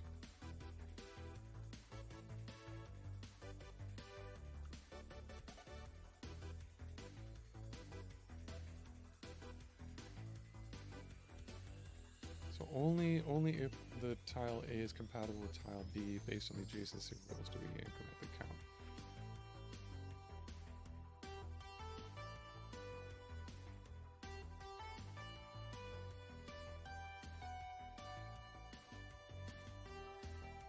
So we gotta use the adjacency rules in this function.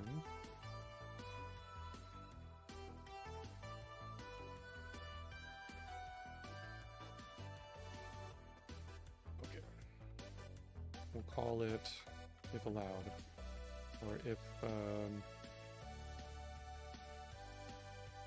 enabled.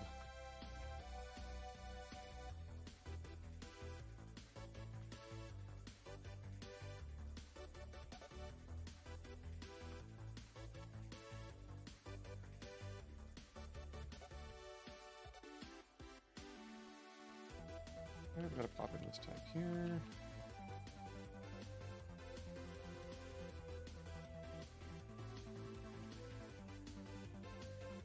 Boop, boop, boop, boop, boop. Right there, like that. Okay, so then we have the rules, counts,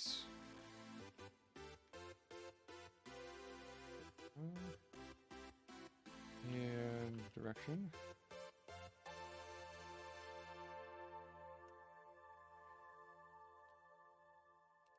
Okay, so we can guard this on compatible.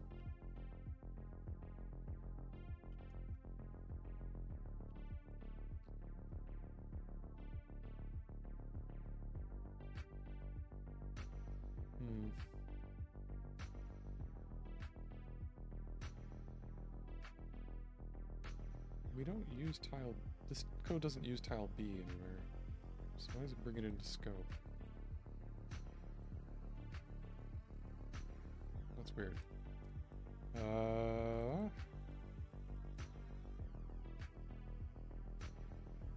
So we can ignore that. So we just need a compatible tile for tile A in direction. Should just return a list.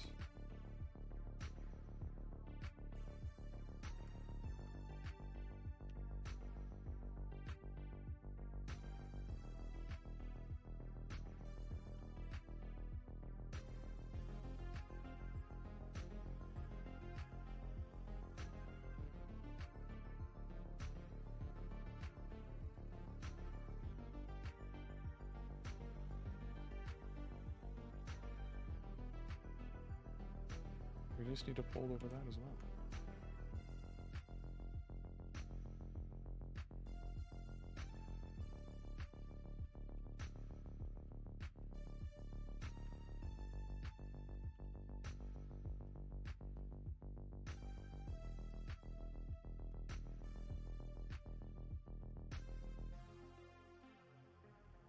Fold over counts as our initial thing in this case, and the list will be the compatible pattern indices.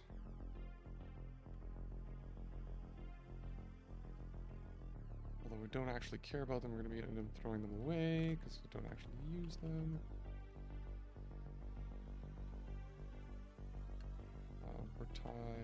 For the pattern. Well, we need the pattern.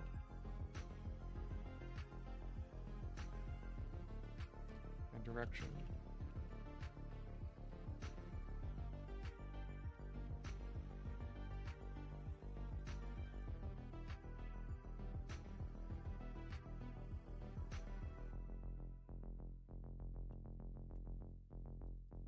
Okay, that's what we need those.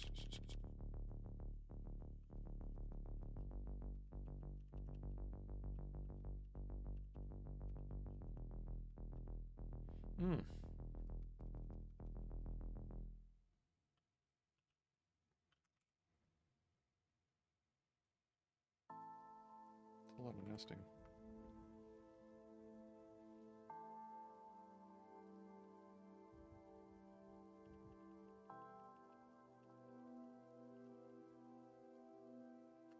What if I change this to a list comprehension? I'll make it tuples of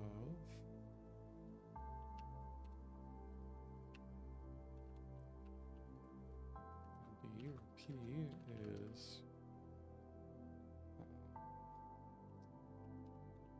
0 up to pattern result dot pattern result x pattern x.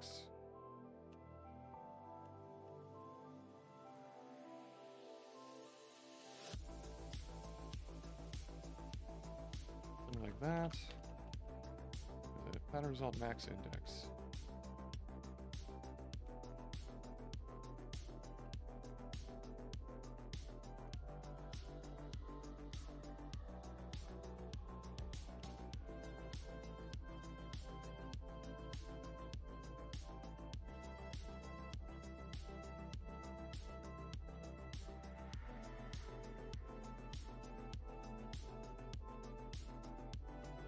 And D is directions.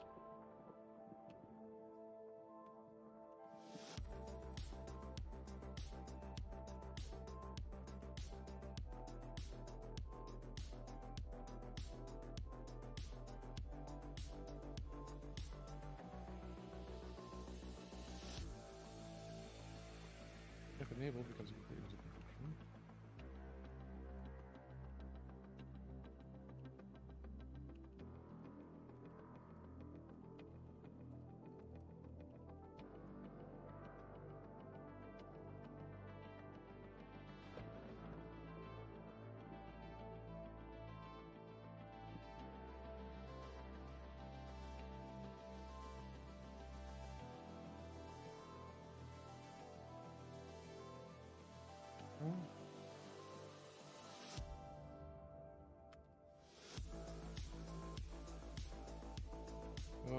Some weirdness going on here.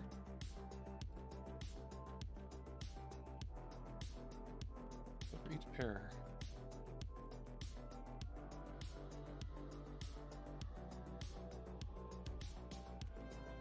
All right. So we've given the adjacency rules, the pattern enabler count we're going to fold down to. Then we have the pattern index, a pair of pattern index and direction. So for each combination of those. And the pattern enabler count.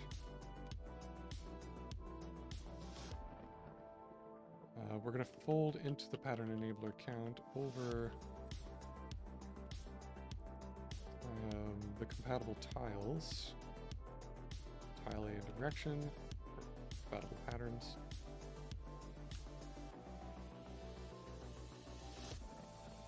On into count, some function into counts.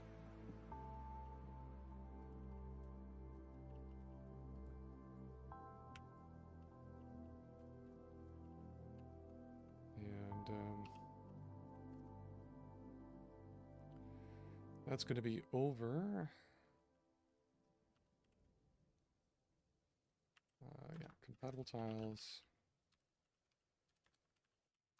compatible patterns.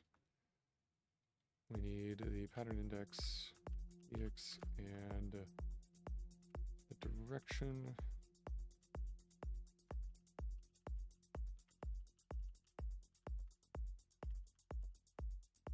Right, we don't know what that is. That's gonna take the adjacency rules.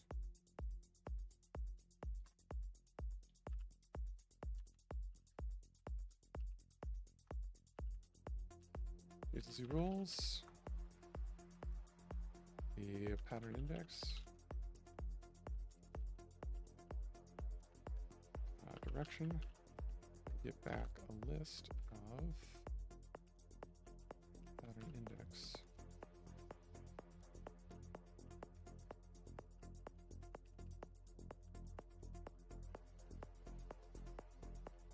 Then in this hole, we would have pattern enable account, pattern index, pattern enabler count, which is enough to use our increment function. Increment direction, because we have the direction and scope as well here.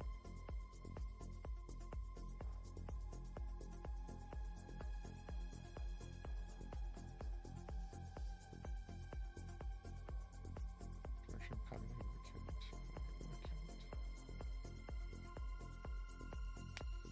Oof, I almost want to flip that around. Increment direction. Just so it fits in there nicely.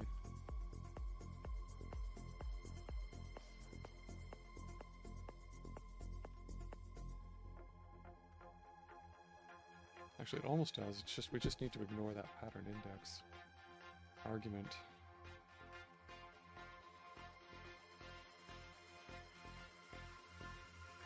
So if I put increment direction,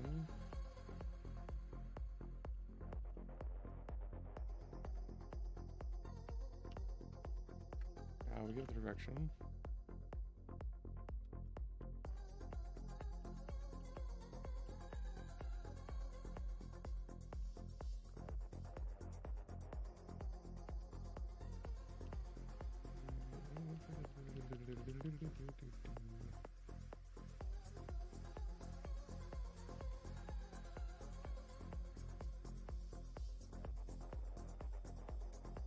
This doesn't work.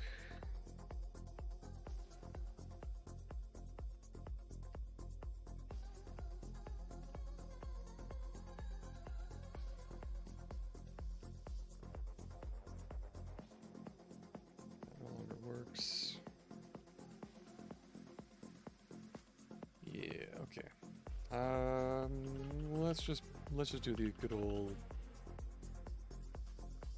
We're just going to put a good old lambda in there, probably.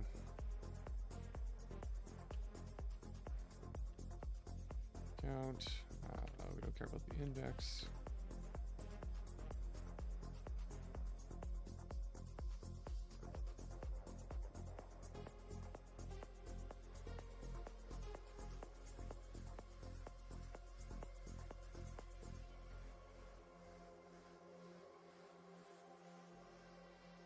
Increment direction and increment count.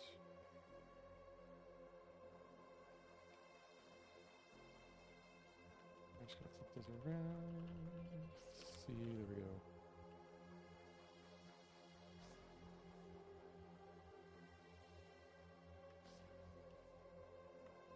go. Okay.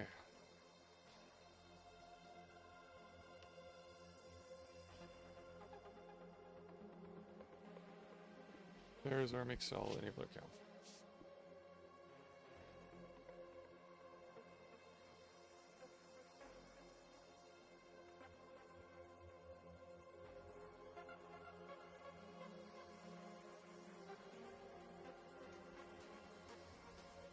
As long as we get them compatible. Okay, which we're going to have to get to next week. Alright, folks. It's been fun. Been great. Hope we learned a few things. It's an interesting approach that we're figuring out here and learning about. And, yeah. So, if it's your first time tuning in, thanks for watching. It's been fun. And I hope you will come back and join me next week. I usually do these streams on Tuesday evenings about 10 after 8 in the Eastern Standard or Eastern Time Zone.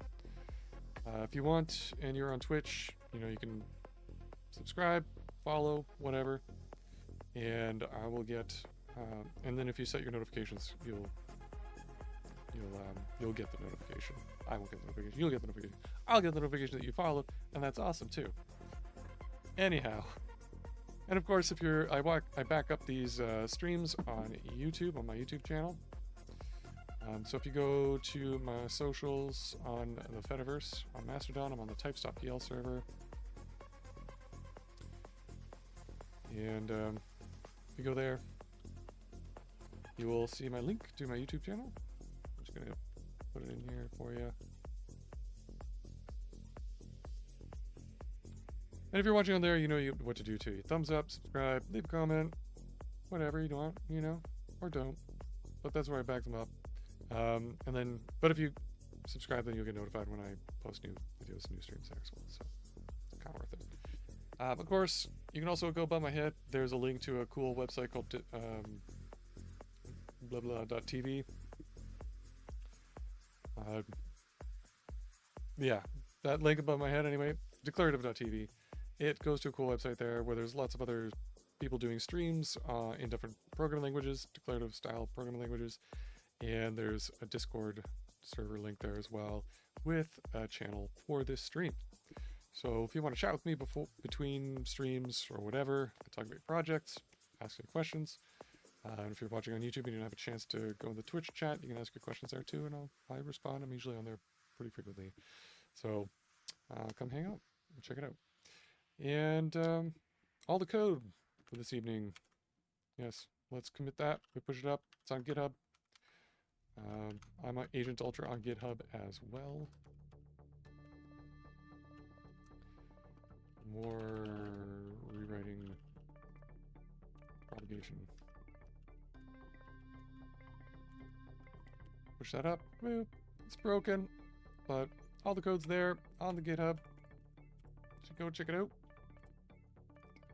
GitHub.com/AgentUltra wave function collapse.